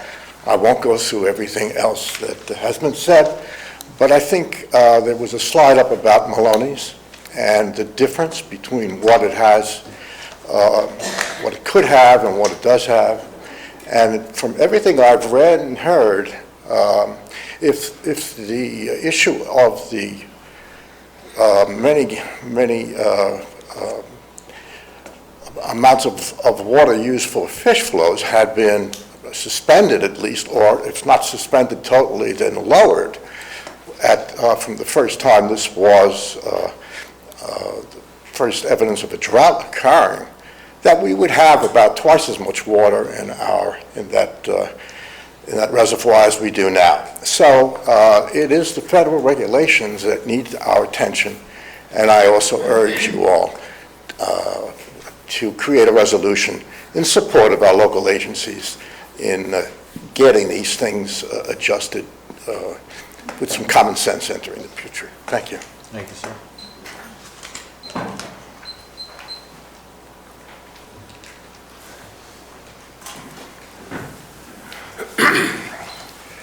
My name is Richard Cleveland. I'm a longtime resident of the county and live at Copperopolis.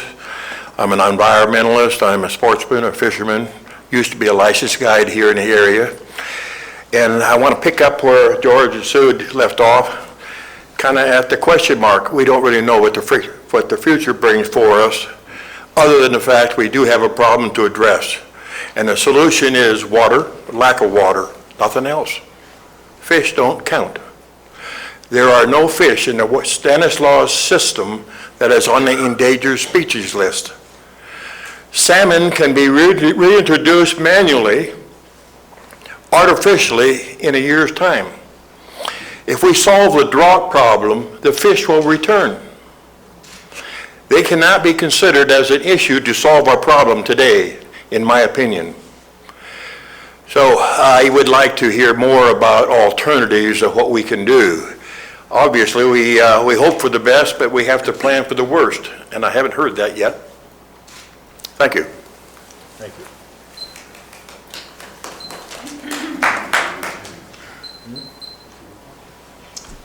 Any other public comments?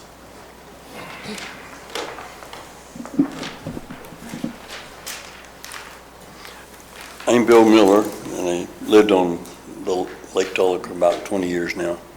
And all that time, we've been hearing that they need cold water for the salmon run. And I'd like to ask Susan a question about that.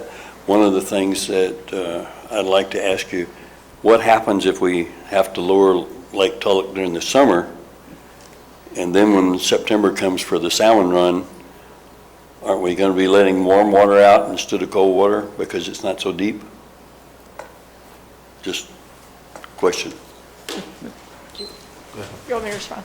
That's a consideration. I mean, that is a consideration. That's why we're working so hard on trying to address these questions. And one of the studies that we just are working on and commissioned a consultant to start again was to do temperature modeling so that we can present that to the federal and state agencies. So essentially, we're working on now doing temperature modeling to show, as the reservoir, should the reservoir draw down, what temperatures, what water temperatures can we expect, and what would that do if we release that water? Because again, we have to present that data to those agencies and hope that they can compel their supervisors and the authorities to look at that data and make credible decisions based upon that. Can I ask how much that consultant costs? The newest consultant? Yeah. I'm not sure sitting here. But, you know, as I said earlier, this is not a new issue. This is not a new campaign. Our districts have been spending well over $1 million each year. We had a campaign, or it was called Save the Stan campaign. It started back in 2009 because some of the folks in our agency saw these things coming. Okay, thank you. So, needless to say, it's pretty substantial amount of money has been spent on these studies. It's almost mind-boggling. The fact that, you know, you're spending a lot of money on good science, reputable, objective science, and you submit it, and yet it doesn't seem to even be considered. Okay. Any other comments from the public? I'm Dot French, a resident of Copperopolis. My concern is when they require so much feed every year for all the different things they need. So if we have a more severe drought next year, how do they get those gallons of feed? And if they do, then there's absolutely no water left. CCWD is trying to put their intake valves deeper, but if the water gets so low, wouldn't it be a dead pool in Lake Tulloch? So then where is the water for Lake Tulloch community? That's my question. Do you know? Because those Again, those I guess numbers my don't crystal decrease. ball, Mhm. crystal ball sitting here. And honestly, that's one of the things that we discussed a bit on Saturday is, what if? And we are continuing to try and plan for the worst by, working with CCWD. For example, we know their intake is at 465. We know how low the reservoir has to go to get to where that would be, still usable. And we've told them we will try and we'll work with them to try and help them secure grant funding, because it probably makes sense to try and look to put them deeper anyway, because we know we might go through another drought cycle, so probably good opportunity. But to answer your question, sitting here, obviously, if we reach the point where we have another couple of drought years, we reach the point where you can't make fisheries releases. Right. And so state or federal agencies can fine us, but there just wouldn't be that availability. So all that we can do is do our best to plan for the worst, hope for the best, but continue, as was discussed by the gentleman, Mr. Jack Cox and Mr. Don Wells and others, is they're working on establishing an advocacy committee to try and bring forth some policy changes that speaker after speaker has said. Sure. So we all just need to work together to do, the best that we can do and hope for rain. We know that rain will come ultimately, and we have to do our very best in the interim to work through this together. So what you're saying is that you would have to not send out the water for the fish flow because you wouldn't have it, but then that's after there's no more water. Can that be done before there's no more water? That's the question. That's why Yeah. our agency does the scientific study, and we go try to meet with the Bureau and the Central Valley projects to say, here's the data that these objective scientists have gotten to show that you can safely let us reduce the releases. And that's what we're doing on a daily, weekly basis. That's, part of the reason there's only one person from our agency today here, because we continue that battle. Thank you. Thank you. Thank you.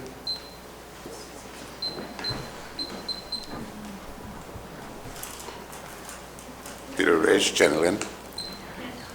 I'd like to mention that in a neighborhood, you Peter, have somebody called, I'm sorry, did you already comment on this item? oh, can't comment again? Oh, sorry. No issues?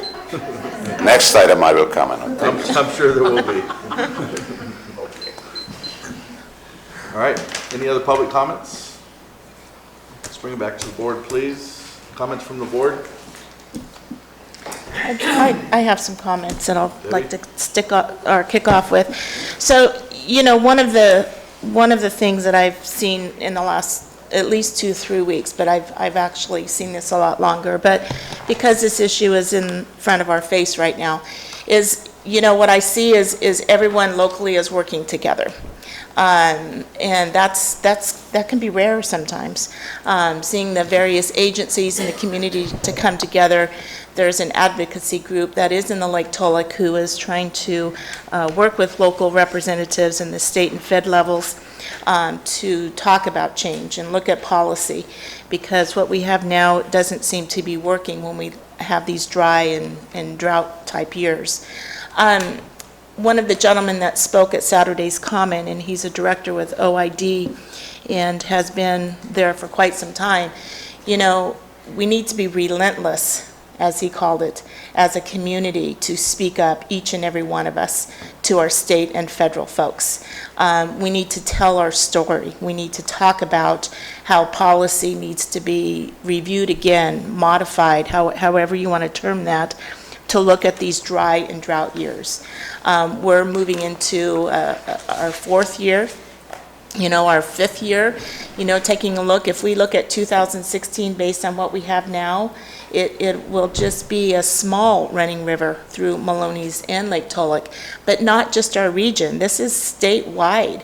The slide that, really made the impact to me was showing the increase in population, and the gentleman here mentioned it, but the increase in population that we have had over the last 20 years, and we have not kept up in regards to our water storage capabilities. And despite drought years or anything else, we just have not kept in touch with the growth of our population. You know, we look at water conservation, and lady made a comment about that. Those are all wonderful things, and, you know, we all need to be doing a better job with that. You know, I just getting an education on recycling. You know, water's that same way, how we can be better efficient with our use of water. The resolution that was presented in our board packets, I took the liberty of revising it, you might say, adding some other language. I felt it needed to be stronger. We have our state and federal representatives looking to us here at the local level, whether it be the Board of Supervisors, TRIDAM, CCWD, you know, joining together, and they need our assistance to have these regulatory agencies look at this kind of situation differently. And so I'd like to take a moment to kind of read this resolution, and perhaps board can comment a little bit more. And yes, it could be stronger, maybe it is too nice, so I'm, you know, thankful and open to any suggestions. So this is a resolution supporting the work of local entities, special districts, and federal and state representatives regarding the potential significant water releases from Lake Tulloch and New Melones in a dry and/or drought year. Whereas Lake Tulloch, built in 1957 to store water for irrigation, is operated by the Tri-Dam Project and owned by Oakdale Irrigation District and South San Joaquin District. In 1978, the Melones Dam was replaced with a new Melones Dam as a result of the Flood Control Act of 1962. The purpose of the reservoirs is to provide for irrigation, power, wildlife and fishery enhancement, recreation, and water quality. And whereas the Calaveras County Board of Supervisors supports the efforts of our state and federal representatives requesting the postponement of the release of water for fish flows during dry and/or drought years. The board emphasizes that the priority for water shall be for domestic water use and agricultural irrigation during dry and/or drought years. The board encourages and supports the ongoing efforts of water conservation from our citizens to support the domestic and agricultural needs of our region. The board recognizes the vital role of Lake Tulloch and New Melones Lake have on the viability of our economy and our region, as tourism and agricultural are our main industries. And whereas the drawdown of Lake Tulloch to its lowest levels will create a significant, long-reaching impact and financial hardship on local water districts, businesses, the community of Copperopolis, the county of Calaveras, and the region as a whole. So that's some language I'm suggesting for a resolution to go forward to our state and federal representatives to use in their cause, as well as sharing with our local districts. So any suggestions or comments would be appreciated. Mike? Chair, I would concur with Supervisor Ponte on this revised resolution. I just want to make one fact clear. What if you did not allow the release of water for benefit of the fisheries as dictated by federal standards? What's that? Is it a finable amount per day? How does that work? Yes, we subject our agency to penalties from state and federal agencies. Do you have any idea what those penalties are? Not specifically, but I know that they are very significant. Thank you very much. I just wanted to verify that for the folks. Good question. What are the numbers? I don't know. Very significant, I guess. They'd probably take over. I mean, that's like asking me asking you, the Board of Supervisors, you know, what happens if you violate one of your county policies? Your council is going to say that's not something that we want to do because we can be suspect to penalties, and that's what I'm telling you. It's a place where our agency, given that we have many permits and operating licenses, does not want to be in violation of state mandated and federal release mandates. They could actually go as far as revoke those licenses? We could be subject to a myriad of penalties and which would jeopardize our ability to operate. Okay. Supervisor Carney? I don't have any comments to add. Supervisor Wright? Regards to the resolution, I always find it, because this ends up obviously going to, the highest level in our land in DC, and, it's not easy for Congressman McClintock to get anything done there, or anybody, really. To try to be as inclusive as possible in the language, I like this language, but maybe we could put something in about, making sure that we utilize conservation and efficiency to its greatest potential. Just to kind of, let them know that we're aware that conservation and efficiency are other ways of preserving water for us as well as the environment. Just so, throwing a bone there to other folks. Because I think really, if you get down and look at some of the ag practices like I mentioned here, they're not all, they're not all The best practice. For the area we live in, we're not utilizing our water to its fullest potential. And so if we could reflect some language in there, I don't have anything off the top of my head, but that would be great. Because I think we have to, more storage is great, but even if we, didn't allow any water to run out into the rivers, we still are, if we continue this drought, we're going to run out of water. That's just what happens. And so we need to, and we knew that back in 1977, and that's one of the reasons, but we keep forgetting it because then it rains and snows for several years and we're like, oh, it's great. We can go ahead and do everything we want to do. And then, a few years later, we're back to this square one. So we really have to concentrate on making sure we're utilizing our water and conservation, recycling, using our stormwater, in a better way. That water is really an avenue that we could use that stormwater to recharge our ground aquifers in many cases. Desal. So we need to really, concentrate on that end of it, regardless of how much supply we want to put into place. If it doesn't rain and snow, and we're looking at the long-time trends, we're going to be in a drier state.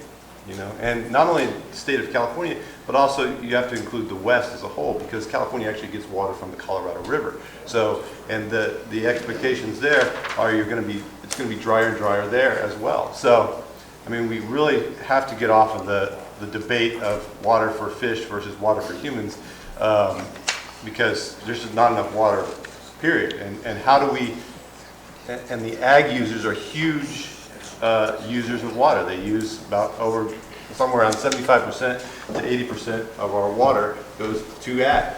And so how do we get to that? That, I think, is part of the crux of the problem, is how do we get, starting to move up into the 21st century where we're utilizing, conservation and efficiency tools for the 21st century rather than where we're at now. We're still utilizing the same, in some cases, the same thing they did 10,000 years ago. So, I think it's time to address that instead of just, so if we could have a line in there that says all that, what I just said. Cinema recording. How many words? We have the technology. Exactly. We have the technology. Okay, so I guess it's my turn now. Very much in support of a resolution, like the one that Debbie suggested. I would also like to, as I've been in this position, I've noticed that we have a lot of programs and regulations and a lot of things that were meant for good things when they were formed or processed, but over time things change, and we don't seem to be really good at updating our programs, processes, and regulations, and I think it's time for that. If we could roll with the punches it would be way better than just, feeling fat one day and getting punched the next day real hard. So I also believe that in here it says, whereas the Calaveras County Board of Supervisors supports the efforts of our state and federal representative requesting the postponement of the release of water for fish flows during dry and drought or drought years. I also feel like there needs to be something in there that specifically states that the state and federal regulations need to be modified to be able to allow us to manage the situation in a much more realistic way, by using scientific data, not just because somebody feels like, gee, I feel real strongly about that tree or something like that. Scientific data is what would give us the balance on that. And it should prioritize use for people, and it could be based on population. Like Chris was saying, in the 70s, we had a drought, and it may not have hit us as hard then as it does now because our population has increased tremendously, but there's been nothing to adjust us to that. And now we got the same water supply, but we don't have the same amount of people using it, and the same amount of everything using it. Although I'm pretty sure that there's been a lot more conservation efforts since then. So that takes care of the regulations part of it. Recycling is big. We recycle in Calaveras County about 85% of our water. And if you go to some place like San Francisco or the Bay Area, they're recycling about 10% of their water. So imagine those large populated areas, if they would turn that around and do as good a job as we're doing here. There would be a tremendous difference in the amount of water that would be able to sit in those reservoirs. And plus again, the conservation. The other thing is, I got to use this for a plug here, watershed management. We have the ability with science to be able to produce a greater yield of water and reduce our wildfires at the same time. So that it goes into water quality. So we could actually, you can't make water appear suddenly. I guess if you see the clouds, if there are any clouds, you might be able to get something going there. But really, what we should be doing is managing our watershed to be able to maximize the potential for your greatest yield and still keep your environment very healthy. We don't do a very good job of that at all. As you can see, drive around anywhere and you can see it. Every one of those wax brush out there are taking water out of the ground and putting it up in the air, and then we don't get to see it. It keeps going over to Chicago. Storage. We have potential for the greatest storage in California, and that is the Sierra Nevadas. So if we were able to maximize our snowpack and store that snowpack longer, then we would essentially increase our storage. If you slow down the process for the melt and slow down that process, that water goes into the ground and it replenishes our aquifers.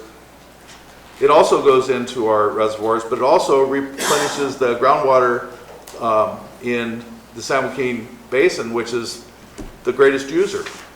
So they're pumping, millions of gallons out of the San Joaquin Basin, and they're going to take it from the surface if they don't get it from the ground. Conservation.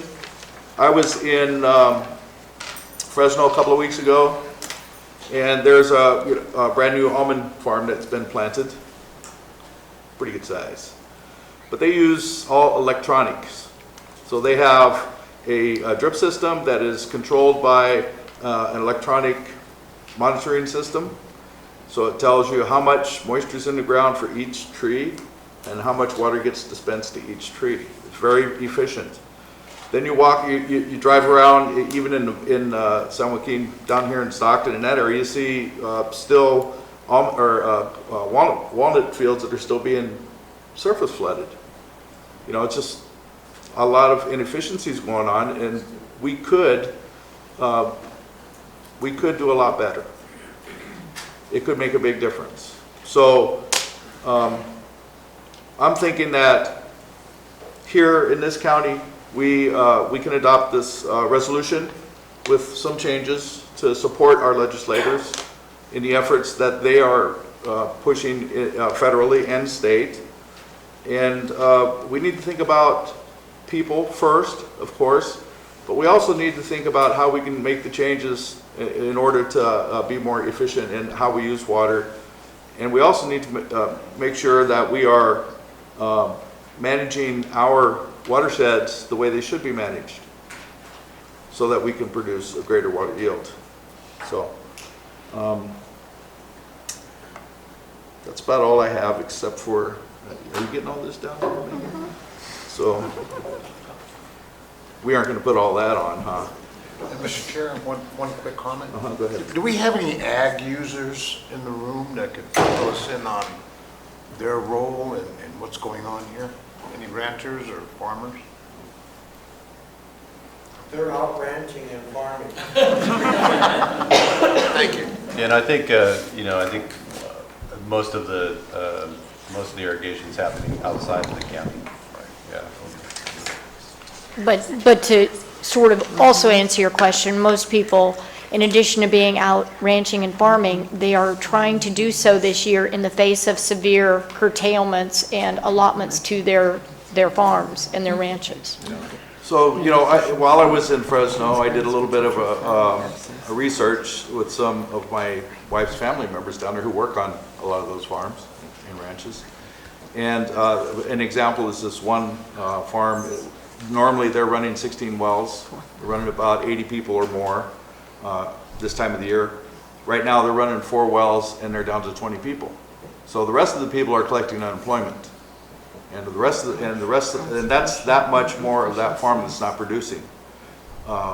We just need to manage it differently, and I think that, we're going to have a drought.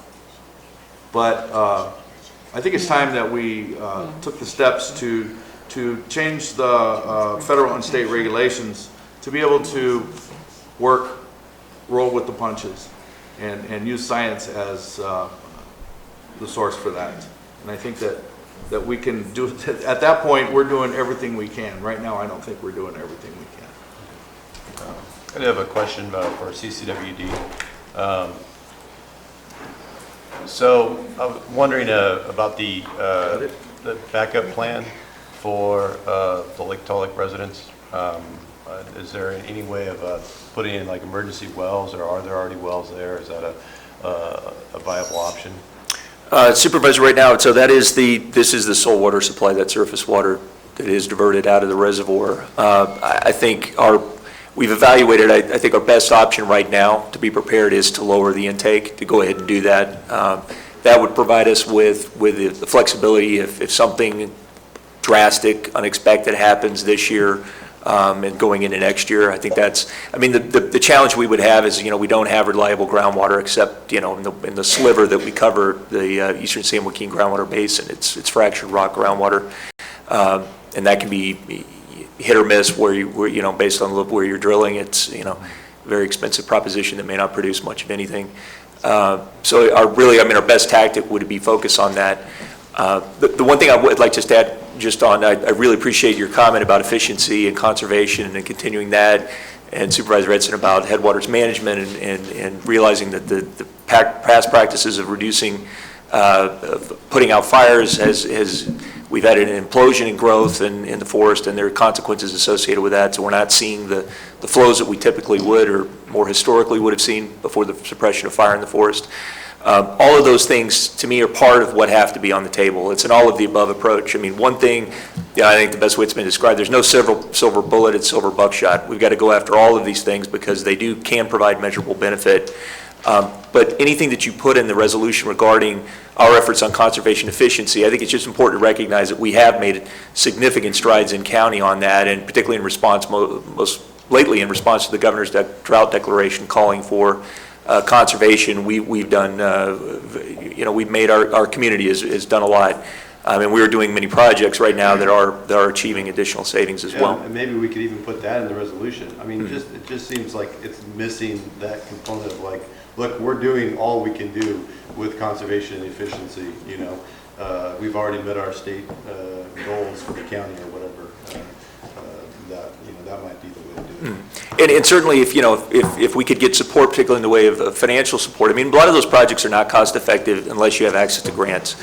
Because the realization is that because they're providing wider benefits to others downstream that, you know, that need to be part of paying for those projects. And I think with the conservation and efficiency measures on a statewide level, because our population is so small and the amount of water that we, you know, even if we used all we could, is going to be very limited, you know, comparatively to the rest of the valley, the Bay Area, LA, you know, et cetera, because we just don't have the population to make much of an impact on that. But if you look at it overall, the state, that's where you start to, that's the where you start to see the results on conservation efficiency. Okay, thank you. Including watershed management. Are you trying to add all of that into the resolution? We're trying. Making some efforts. From what I heard from the public and from the board, I've drafted, between Shirley and I, we've been making efforts to try and gather everything that we've heard. What we would propose the board to consider is to add between the first and the second whereas the board recognizes a flaw in state and federal mandates and policies regarding the release of water for fish flows. And then modify the fourth whereas, strike ongoing and replace that with continuing. So it would, and then I think it's easier just to read it as I propose it rather than doing the strike. It's hard to follow that. It would read, whereas the board encourages and supports the continuing efforts of water conservation and, we would add, and efficiency to its greatest potential from our citizens to support the domestic and agricultural water needs of our region. And then I would propose to add a second resolution at the end that would say, and be it further resolved that the board urges representatives to reduce or suspend all state and federal mandates requiring the release of water during dry and/or drought years. And be it finally resolved that the board encourages state and federal representatives to review and modify the mandates and policies for drawdowns during dry and/or drought years.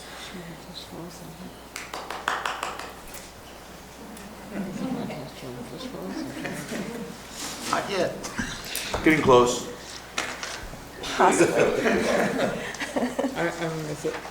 I guess the question is the drawdowns, the mandates for drawdowns regarding fish flows is what we're requesting. So policies for drawdowns regarding fish flows during dry or drought years. So you would be addressing, requesting the reduction or suspension currently, and then also requesting that they look and review the policies and make changes for the future. Sure, I have one question. Should we restrict it just to fish flow? Yeah, because I think you use river flows, right? Yeah. In your slide.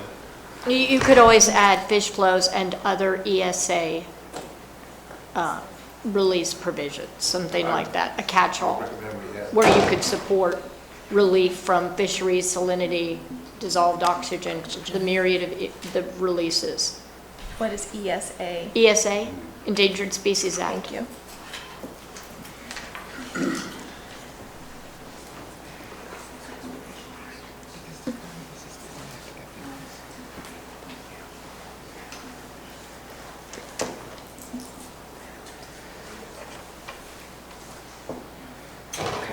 So then the final, be it finally resolved that the board encourages state and federal representatives to review and modify the mandates and policies for drawdowns regarding fish flow and Endangered Species Act, ESA, during dry or drought years. Okay. Should we have one more whereas in there that I heard from testimony giving and also from the things that I see? We recognize that our community has, whereas we recognize our community has made significant efforts to conserve water and encourage others in the state of California to join us somehow. Basically, that is what I'm hearing. And I see that too in my neighborhood. We've got stage 3 water conservation signs all over the place, but I just spent yesterday in the valley and people are watering their lawns and doing all sorts of things, and there's no water shortage down there. You know, and I don't Very see, frustrating. I've never seen a sign like we have in our community where the water's flowing from, so. We can certainly add, add language that. I think we need to recognize that we've done our part, and it's sort of like a shout from the mountaintop that says, hey, people join us. You know, it's not just, you know, check valves and walnut orchards, it's also, how can you have green lawns every place when we're in this kind of a situation? Small lawn. Well, these are pretty huge. Would it address your concern, because we had changed ongoing to continuing in the fourth whereas. Would it address your concern if it were to read, the board encourages and supports the continuing efforts of water conservation and efficiency to its greatest potential from our citizens and surrounding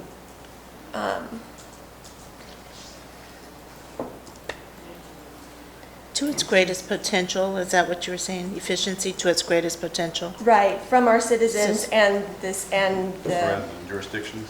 and other local jurisdictions or And The rest of the state. And the state of the state of California. California. From our local community?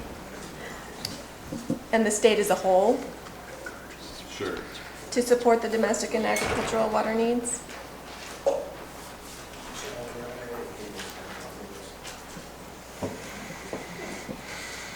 From our Can we ask for citizens, some from, money from, too? the- While from we're the at it? citizens and the people of the state of California? Yes, it would. There you go.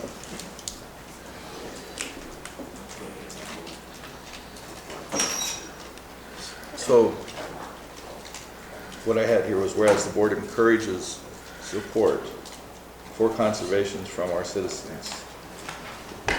For conservation,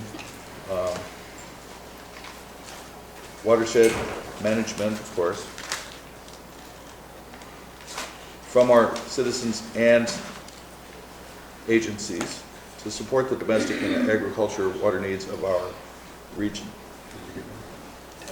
With that. That's an added-on whereas, is that what you're saying? Now, that was part of the fourth whereas.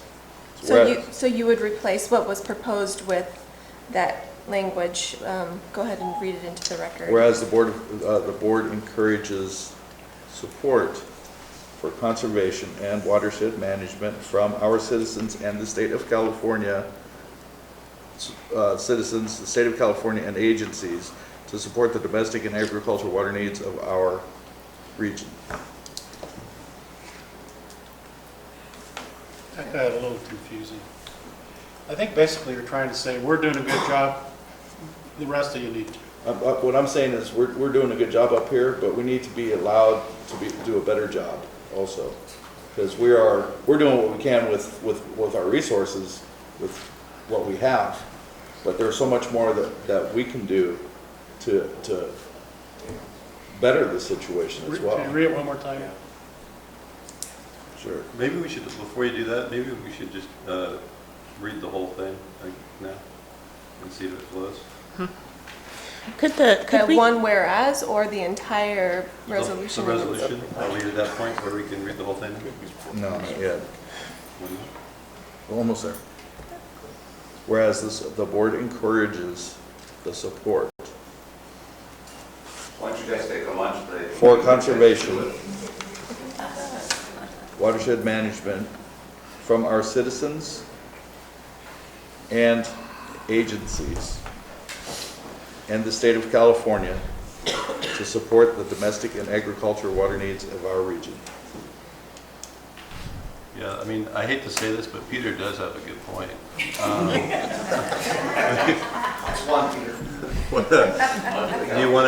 Do we want to, we take that, move to the next agenda item and. Why don't we do that? Write that up. Why don't we do that? Yeah. We can move on then, you're right, Peter, at lunchtime, we could go through this and come back with a resolution. You folks okay with that? Because we want to make it right for us. And to allow, to get as much, to support our legislators and the folks that are working on this, so that we can get the biggest bang for the buck here, right? And save our resources. So if that's okay with the board, I would like to do that. Okay. Break for lunch now?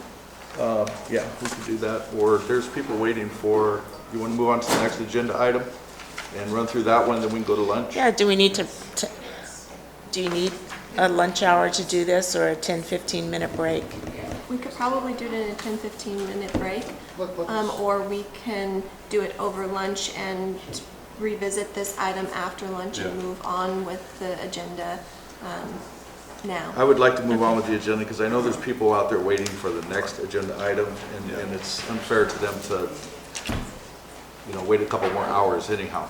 So, we kind of know where we're going with this. I think everybody gets the gist of it. We are in support. Let's move on to the next. Do you want to take a 5-minute break till Lisa's in pickup? Yeah, if you want. Yeah, Mr. Chair, maybe a short break. All right, let's have a short break so that we can clear up the area, and then we'll go on to the next agenda item. 5 minutes. 5 minutes.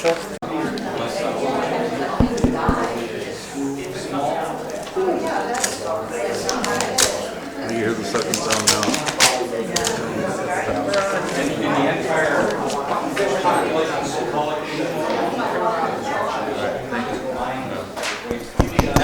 Okay, we'd like to continue the meeting, please. Yeah, that's true.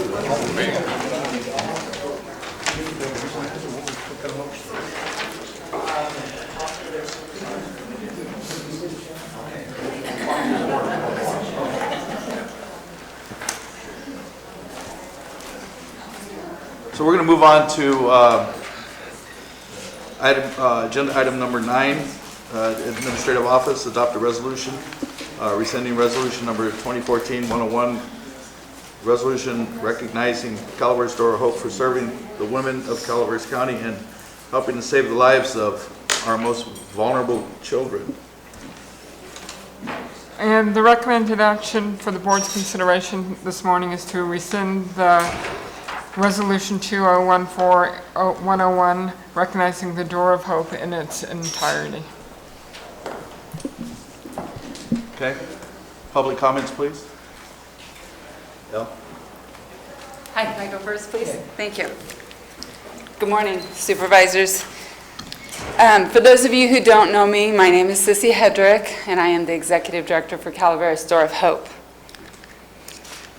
The Door of Hope is a nonprofit, faith-based organization, and we are funded through the efforts of community members, our fundraising efforts, private donors, and churches. Calaveras Door of Hope is here to serve the young men and women in our community who find themselves in the difficult situation of an unexpected pregnancy. The Door of Hope offers an array of services for our clients, including free pregnancy tests, education about pregnancy, abortion and adoption options, parenting education, post-abortion support, and ongoing support to our clients and their families after their babies arrive. We also have a Learn to Earn program, which enables our clients to earn points, and with these points they can buy items such as clothing, food, furniture, and even bus fare. At the center, we have created a warm and loving environment for our clients, and we have a team of dedicated volunteers who, without pay, serve every week their time listening and encouraging our clients and offering help and hope to those who come through our doors. Volunteer work at the Pregnancy Center, as well as the work of other nonprofit organizations and volunteer jobs, isn't always easy, and it seldom comes with praise or acknowledgement. We don't do what we do for this praise or for recognition, but because we love what we do, and we've been called to do this work to help people in our community. I'm just going to have to say that Jesus was the one who told us to help the widows, the orphans, this isn't in my letter, to help our neighbors, to love our neighbors, and to put everyone before ourselves. And that's something that we strive to do every day, just to reach for those that are hurting and broken and help elevate them to a better place in their lives.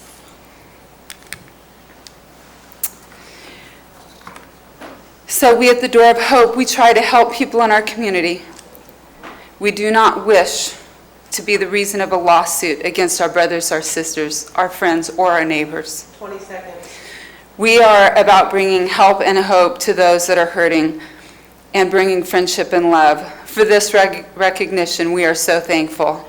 Calaveras Board of Supervisors, you took the time to honor us, giving us recognition to the Door of Hope through the services that we provide through dedication, time, and devotion.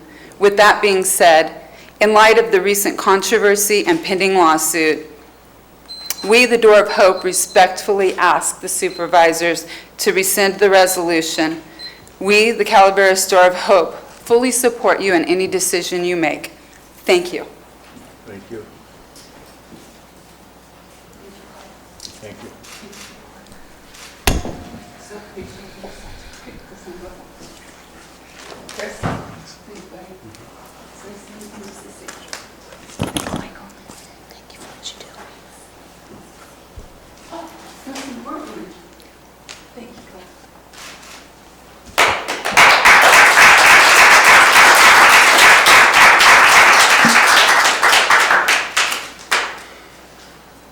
House Scala Taxpayer Association, and I don't think a taxpayer association normally gets involved in these kind of things. So I don't have authority from the board, so I'm not speaking for the association, and I'm speaking for myself as an individual. I don't think you need to rescind that resolution at all, and it may not have been in a perfect form, but to have a group threaten to sue you to make you rescind a resolution which was a good resolution. The people are doing wonderful work, and you're recognizing their work. That's what it's all about. And so I recommend that you do not rescind the resolution, and if they want to sue you, let them sue you. Thank you.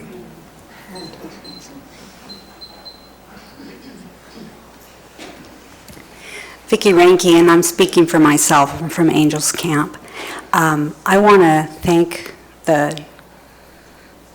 sorry, I don't remember your name. Sissy, for taking the high road. I know that was hard for her to do, because for me as a citizen, makes me so angry that we could be bullied, which is what happens to us because we can't say God, or we can't say Christ, or we can't believe in something, because the ACLU will come and get you. And they do it in government, you're right, because that's where they can do it. They can get away with it. So for me, that's the issue. It's that principle again. But I understand that you guys may rescind it, and the Door of Hope is taking that high road for you to say go ahead. Because we know we don't have money in this county to take care of a lawsuit. And they know it too, and that's why they come. What is this? There's 9 people in our county that decided that we shouldn't say the word Christ, and people shouldn't have that said about them.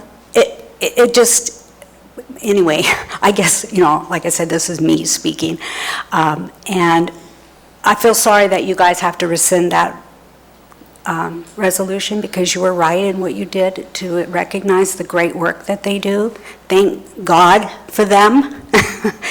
But anyway, I just, again, out of principle, I think it's a shame. And that's a lot of things that happen to our counties, and not just in religious situations, but I will bring in the environmentalists will do the same thing. They threaten a lawsuit, and we all have to back down to it. And truthfully, I'm tired of a citizen having to back down to these people. So maybe in the future we can find ways of dealing with this and pushing them out of our communities. Thank you.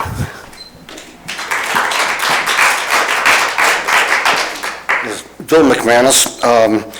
I just wanted to break the news that the heartbeat of any community is not government. It's the people who live in that community. Especially in a small community like Calaveras County, so much good work often goes unrecognized and sometimes realized by volunteers, whether it's the majority of our parks, the people who clean up trash alongside state highways that we already paid Caltrans to clean up. In fact, on the way down here, there's a sign that says this area cleaned up by the First Baptist Church of Angels Camp. Now, Supervisor Wright is the constitutional scholar on the board. I don't know if that represents a conflict between church and state. But this issue, even though it spans another board, from a very simple, heartfelt thank you to a group of volunteers has turned into a chocolate mess. You know, how are we going to fix this? I would support you if you decided not to rescind this. I would support the board to go up against the powers that be to say, we decide what our community is going to be like. If you decide that you just have to rescind this, I would ask that you also have a bill trailing that to reword the resolution and still recognize the Door of Hope for the good things they do in this community, just like you did for the Red Cross and like you do for other organizations throughout the county, whether it be Boy Scouts, Kiwanis, Rotary, whatever.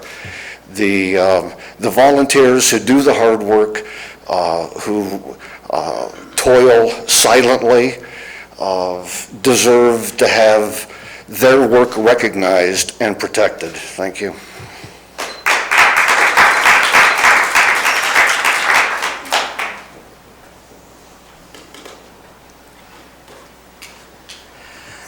My name is Arlene Weissman, and I'm from San Andreas.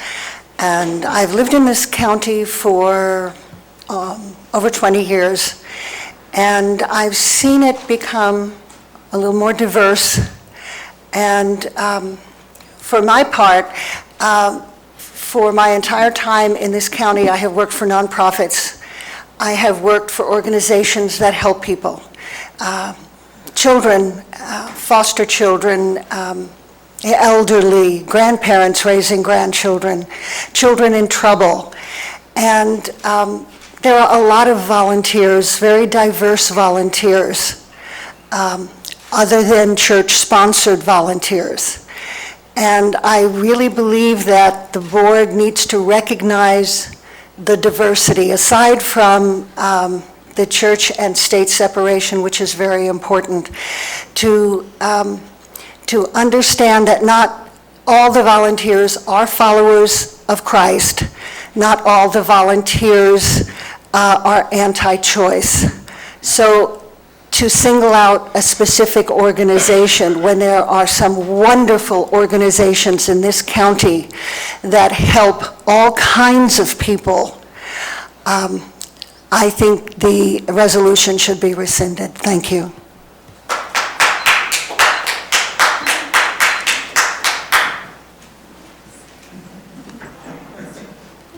I don't think I have to tell you what I'm standing on it, folks. My dad told me when somebody punch you, the only answer is punch him back harder.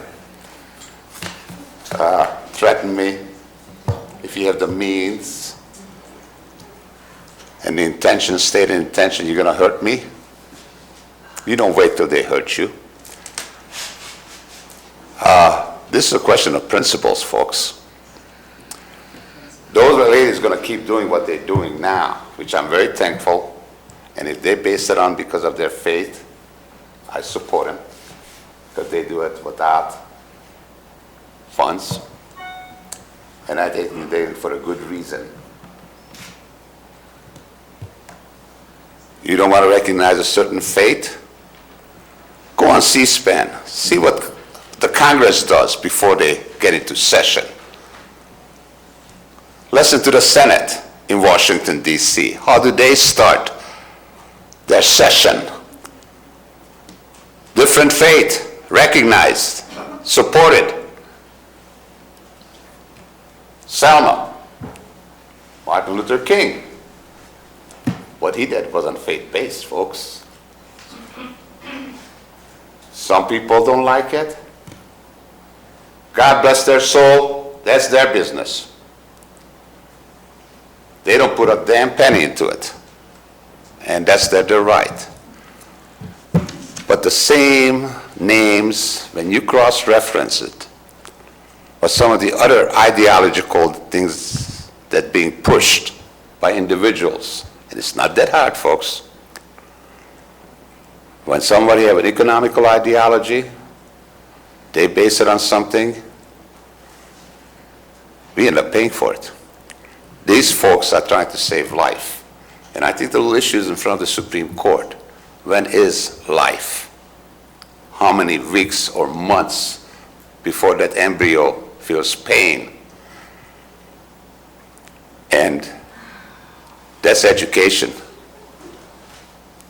And it's given them a choice, an opportunity for a choice, because the consequences, that human being, that female, gonna live what she did forever. 30 seconds. It's a question of principles, where you stand. And another suggestion, for more practical sense,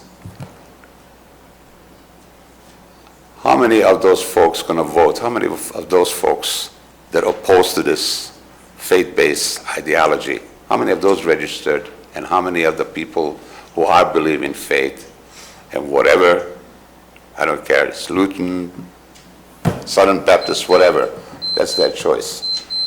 How many of you representing your constitution? If you have individual rights and principles, that's fine. But you here represent your constituents. Thank you, an Peter. example of your principles. Thank you.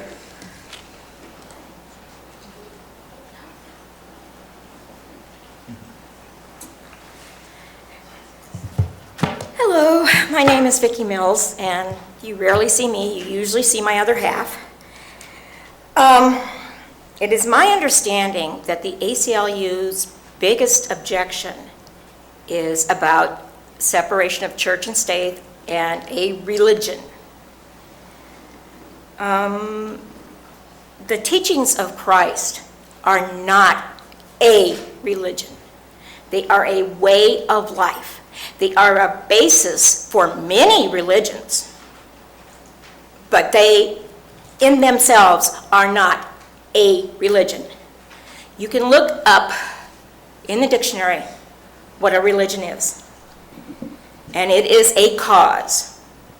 That would make communism, being a Republican, being an environmentalist, a cause, a religion.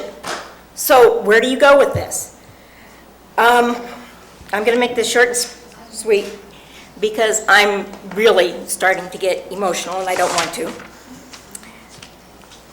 But I guess my final thing is I hope and pray that you don't give in to the bullies that pick on people because they disagree with their principles.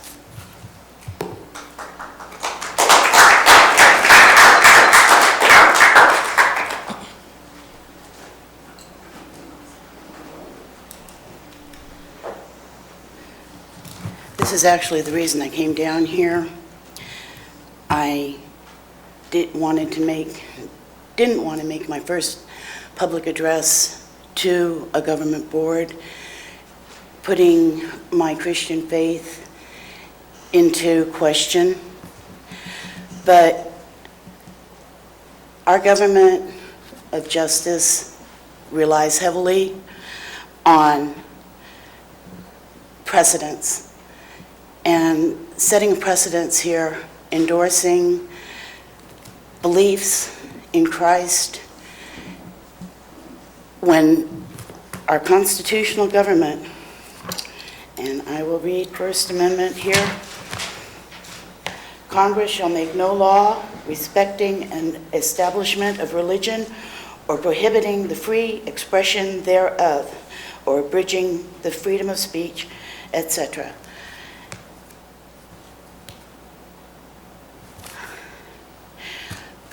The Constitution allows me to my beliefs without interference and for us to set a precedence, and I'll quote from the paper here, the resolution praised Calaveras Door of Hope for its work to strengthen the lives of women and young women in Calaveras County by inviting them to test and see for themselves the many blessings that can come from living the teachings of Christ. If we were to change one word, as was done before, if we were to change the word Christ to seeing for themselves the many blessings that can come from living the teachings of Muhammad or of Buddha or even of Satan, that we are setting a precedence here, endorsing teachings of Christ, and in the future, political, religious mores of this country could change, and that being a Christian, I'm going to have to listen to an establishment being praised for their teachings of Muhammad or of Buddha. 30 seconds. This has no business in our government. You people have no business giving credence to one belief system over another. This is government. This is not religion. Constitution allows us the right to practice our religion without interference from the government. You people have no business injecting one belief system over another. And if it starts here, it'll continue on up. And I'm sorry, I'm a Christian and I believe in the teachings of Christ. But in our government that was founded on freedom of religion, freedom from persecution for beliefs in Europe and other places in this world, we can't do this. Sorry, your time is up. Thank you.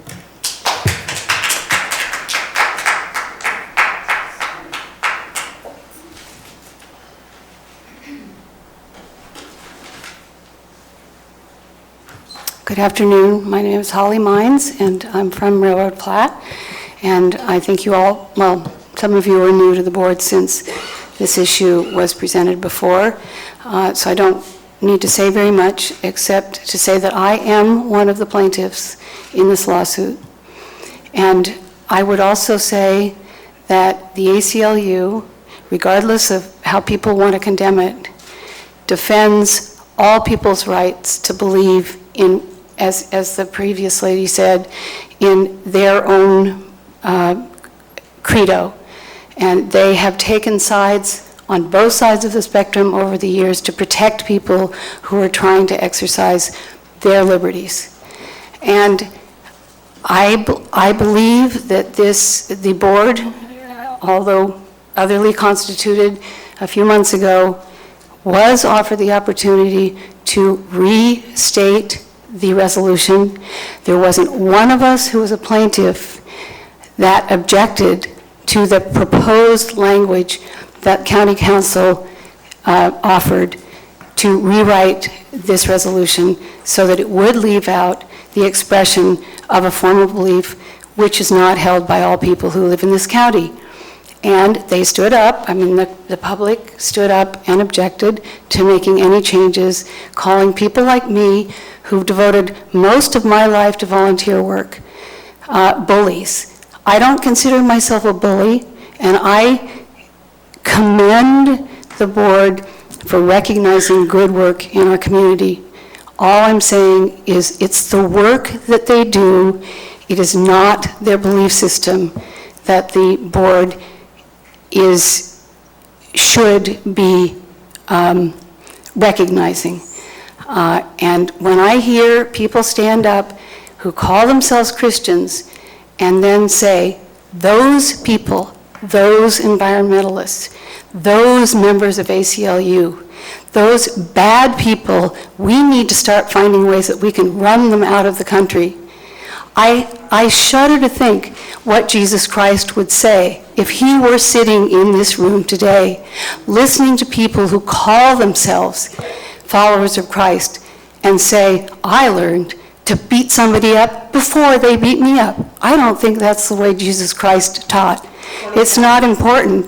The important thing is that we follow the rules that have been established to assure the equality of all people. Thank you very much.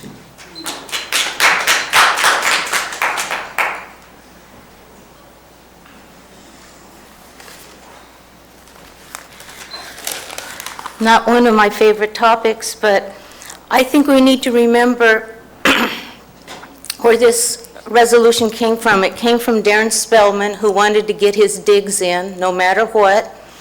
The gal that runs the program did not solicit this notoriety. This is one way of Darren Spellman to get across his little agenda that he was always trying to promote and always trying to stick people with. No objection to honoring these people. They're doing good work. They're volunteers. We should honor all volunteers. But to pinpoint a specific religion, and I agree with that lady that talked about it, I mean, we need to run a transportation to the city where they have facilities that provide abortions, so that we have that access and that resource available to our community also. And if somebody wanted to do that, as they said, in the name of Buddha or Allah or Satan, you would set a precedent to recognize somebody's religious beliefs. And you don't want to do that because you don't want to shove everybody's religion down everybody else's throat. Stay clean. Stay clear of the trappings, because, well, I guess ACLU will come and clean it up afterwards if you don't.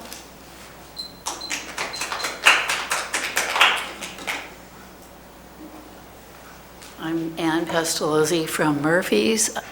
I'm a church member, and I'm a volunteer member of a letter writing ministry. I'm also a firm believer in the separation of church and state. It served us well here in America, and we should stick with it.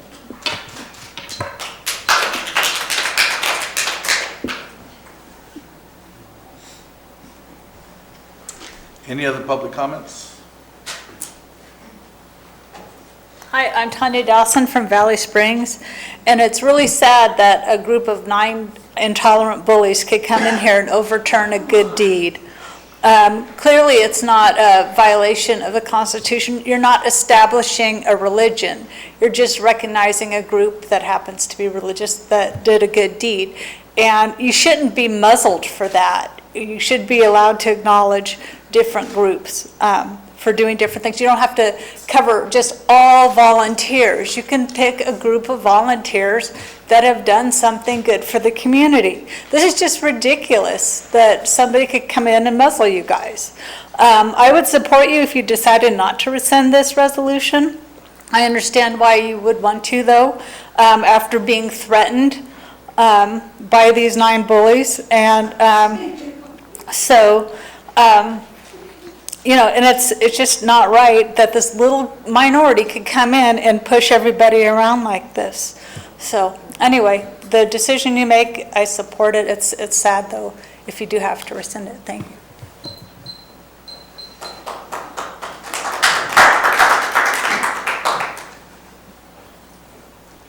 Marty Crane. It just occurs to me that Holly reminded us of when we all came together here in this room, this very room, and addressed this issue before. And a lot of people spoke, and not one person was against honoring the volunteer work. Not one person. The issue was always the slippery slope of the separation of church and state.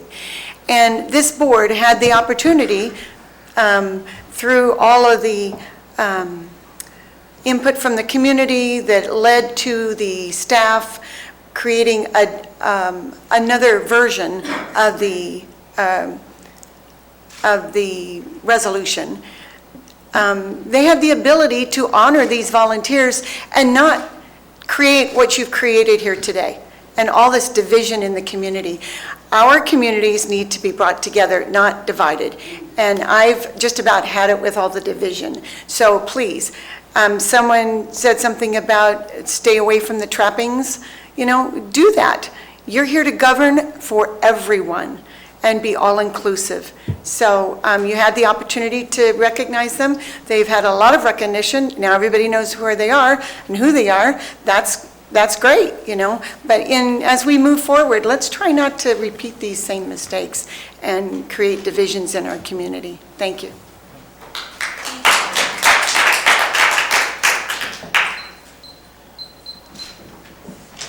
Any other public comments? Is the Pacific Legal Foundation representative here now? Or is he coming in later? Don't know anything about that. The people that are here. Okay. Yeah, sure.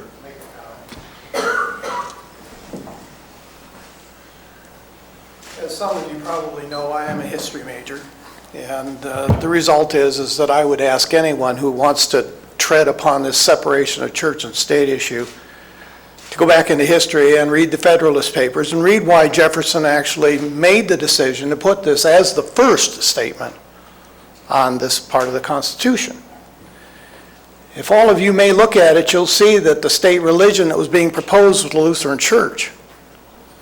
And there was an attempt by many through the writings of the Federalist Paper to want to include the church as being the state religion, much as the Church of England was the head of the state.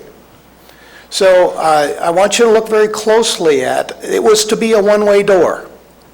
The door being swung open for those as the members of the citizenry and swung closed for the government, so that the government would not become a state religion and a state organization as a religion, but that the people had the right to choose independently. So I just want you to look very closely at how that all played out as the Founding Fathers foresaw it, that it would not become a division for the citizens of the nation. So take the time to look at it. It's a very important piece, and I think people have a tendency to want to beat it to death and in a name of a cause or a way of life, where it really was intended to keep the nation free and independent as it moved forward. Thank you.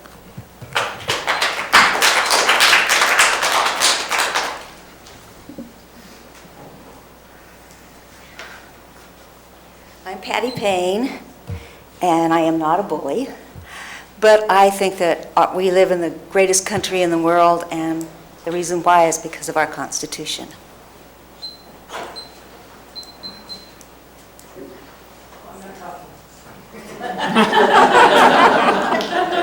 You stood up and you raised your hand. Any other public comments? Okay. Seeing none, I'll bring it back to the board. And who wants to start first?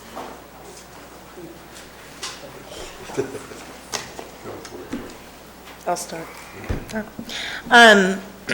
So this was a very difficult decision back then, and it's a very difficult decision today.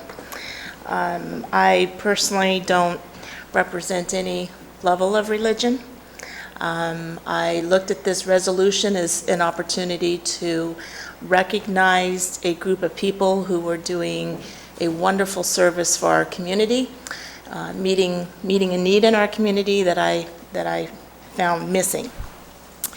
And that was their way of reaching out in their work, as the resolution stated, and as I supported at that moment. There was discussion of compromise and rewording, and the more we got into that, the more I felt it diluted the intent of the resolution. Sissy, I admire the work that you do and the organization and the volunteer efforts you have. I've always admired your spirit and your tenacity and your public service, and I thank you for your words today. I thank you for knowing kind of what we're going through, and despite everything that's going on in your work and our work, your work will continue in the good service that you do, whether you have a resolution from us or not. And I just thank you and the many volunteers for providing this service to the community. I hate lawsuits, and they sicken me. And when we were told that we might get something along these lines, and then we got served with something along these lines, it just sickens me. And it sickens me because it really destroys everything that you're trying to do. Pretty soon, you know, facts are out there and everything gets convoluted and mixed up. And basically, I find who wins are attorneys. And I'm not willing, nor can I put Calaveras County hardworking taxpayer dollars forward in this endeavor to support this kind of lawsuit. I find that if we were to pursue it, whether, you know, a legal company comes to our aid or not in defending us, at some point, you know, we're probably all losers in our local community, and someone higher bid might be. You know, I've heard that there's possibilities that there's no other suit out there that has gone as high as the state Supreme Court, and this could be something great, and blah, blah, blah, blah, blah. It's not what the intent of the resolution that I supported was about. And I don't want it to get to that level of where it's all misconstrued as it gets higher up the chain, if one appeals and wins and so on and so forth.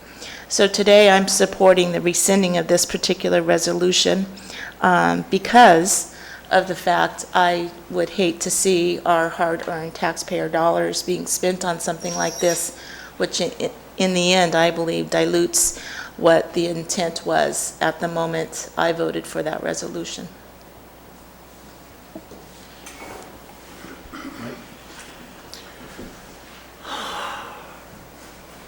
Personally, I have my own views and beliefs.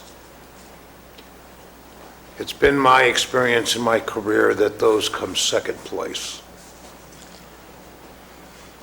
In law enforcement, I made decisions every day affecting what I was going to do, resulting in the violation of someone's rights, doing something that wasn't allowed or socially accepted, but it was my duty to do so. And I take that same attitude as a county representative, my duty to protect the citizens of this county. With that in mind, I concur with Supervisor Ponte on rescinding this resolution. Thank you.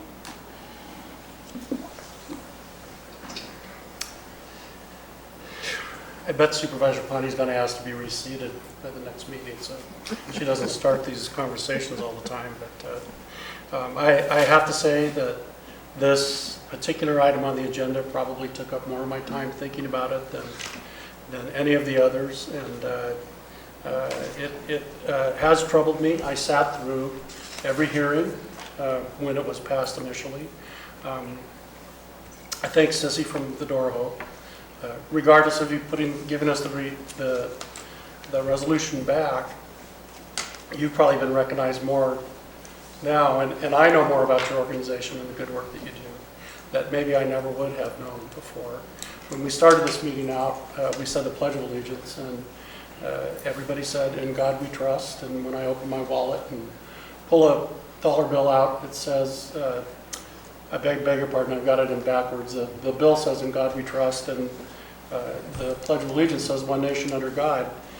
And when I think of my own life, apart from the job that I've been, I figure, hired to do by the voters, that the other part is my faith in Christ is very firm and very well defined, and I don't have an issue with that. And I also have friends that believe in that also. But many of them believe differently, and I don't have an issue with their beliefs that are different either. And I appreciate the history lesson that we were given by Dennis Mills earlier, and I've spent some time the last few days looking at things like that myself. And our founding fathers were with this same discussion that we're having many, many years ago. They had 11 different ways of viewing their belief in a Christian Bible. And when you look further in the Christian faith, there's 41,000 different views. I can appreciate all that, and I think we need to protect that, and that's what the Founding Fathers did by keeping their actions in government separate from their decisions to act as a government representative and not bring faith into that. I'm sure that it drove their votes just as a man, it drives mine. But I believe that if we were to, and there's no pun intended on this, if we were to recognize this, we open the door for other things to come in that maybe I wouldn't agree with, that are faith-based. That was brought up by someone else. I can appreciate that completely, and I completely agree with that. And I would really have a problem with that. I don't believe this particular resolution was that. I think it was meant in earnest to recognize a group that does good work. I appreciate that. But I've also been hired to protect the county. And even though the heart of the man may go deep, I still do have to represent the county, and I thank you for rescinding it. I support that rescission, and I'll vote to rescind it also.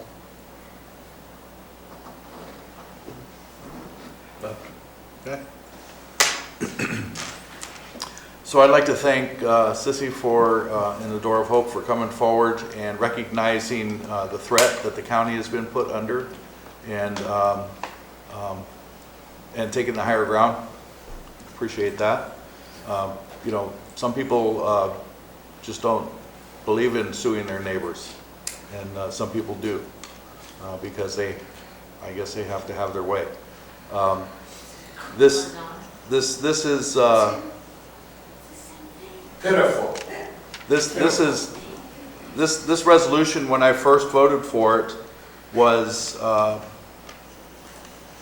not about a religion. It was about recognizing a group of folks that did good things in the community to help other people in the community. And I supported that. I did not see anything in here that said that we were endorsing any type of religion. It was mentioned, a particular religion was mentioned, but I did not see anything that said, yes, we endorse that religion. We were endorsing the Door of Hope for the good work that they do in the communities. That's what we did. So, you know, I think it just got kind of blown out of context. I'm sorry it happened that way. You want to talk about divisions? It got divided after the resolution was formed. So, and I guess we're going to continuously deal with that in this county. I'm hopeful that people can start working together a little bit more and forgive some of the smaller things that go on, because we have a lot of big issues, like how to survive up here, and how to work together to make our communities a better place. I would like that very much. So I also have to, I thank Sissy for bringing this forward. It just made our job a little bit easier, and I support rescinding it based on that. But I also would support offering another resolution supporting the Door of Hope for the good works that they do in our community. And I would like the board to consider that in the future. So.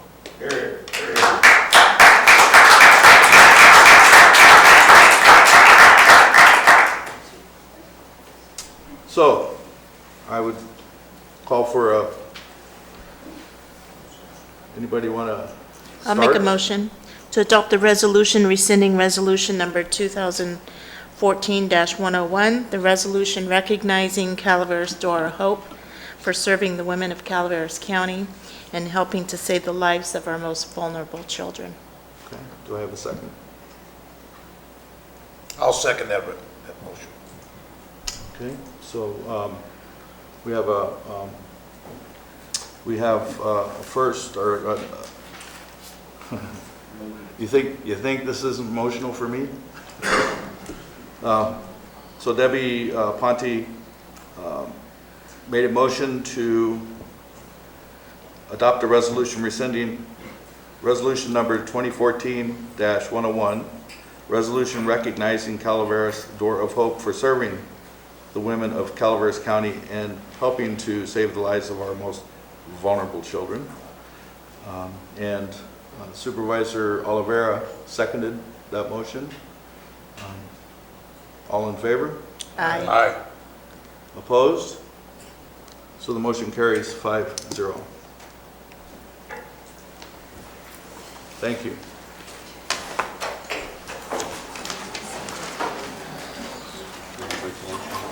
We're going to break for lunch now. We'll be back at 1:40? 2 o'clock? We'll come back at 2 o'clock, please.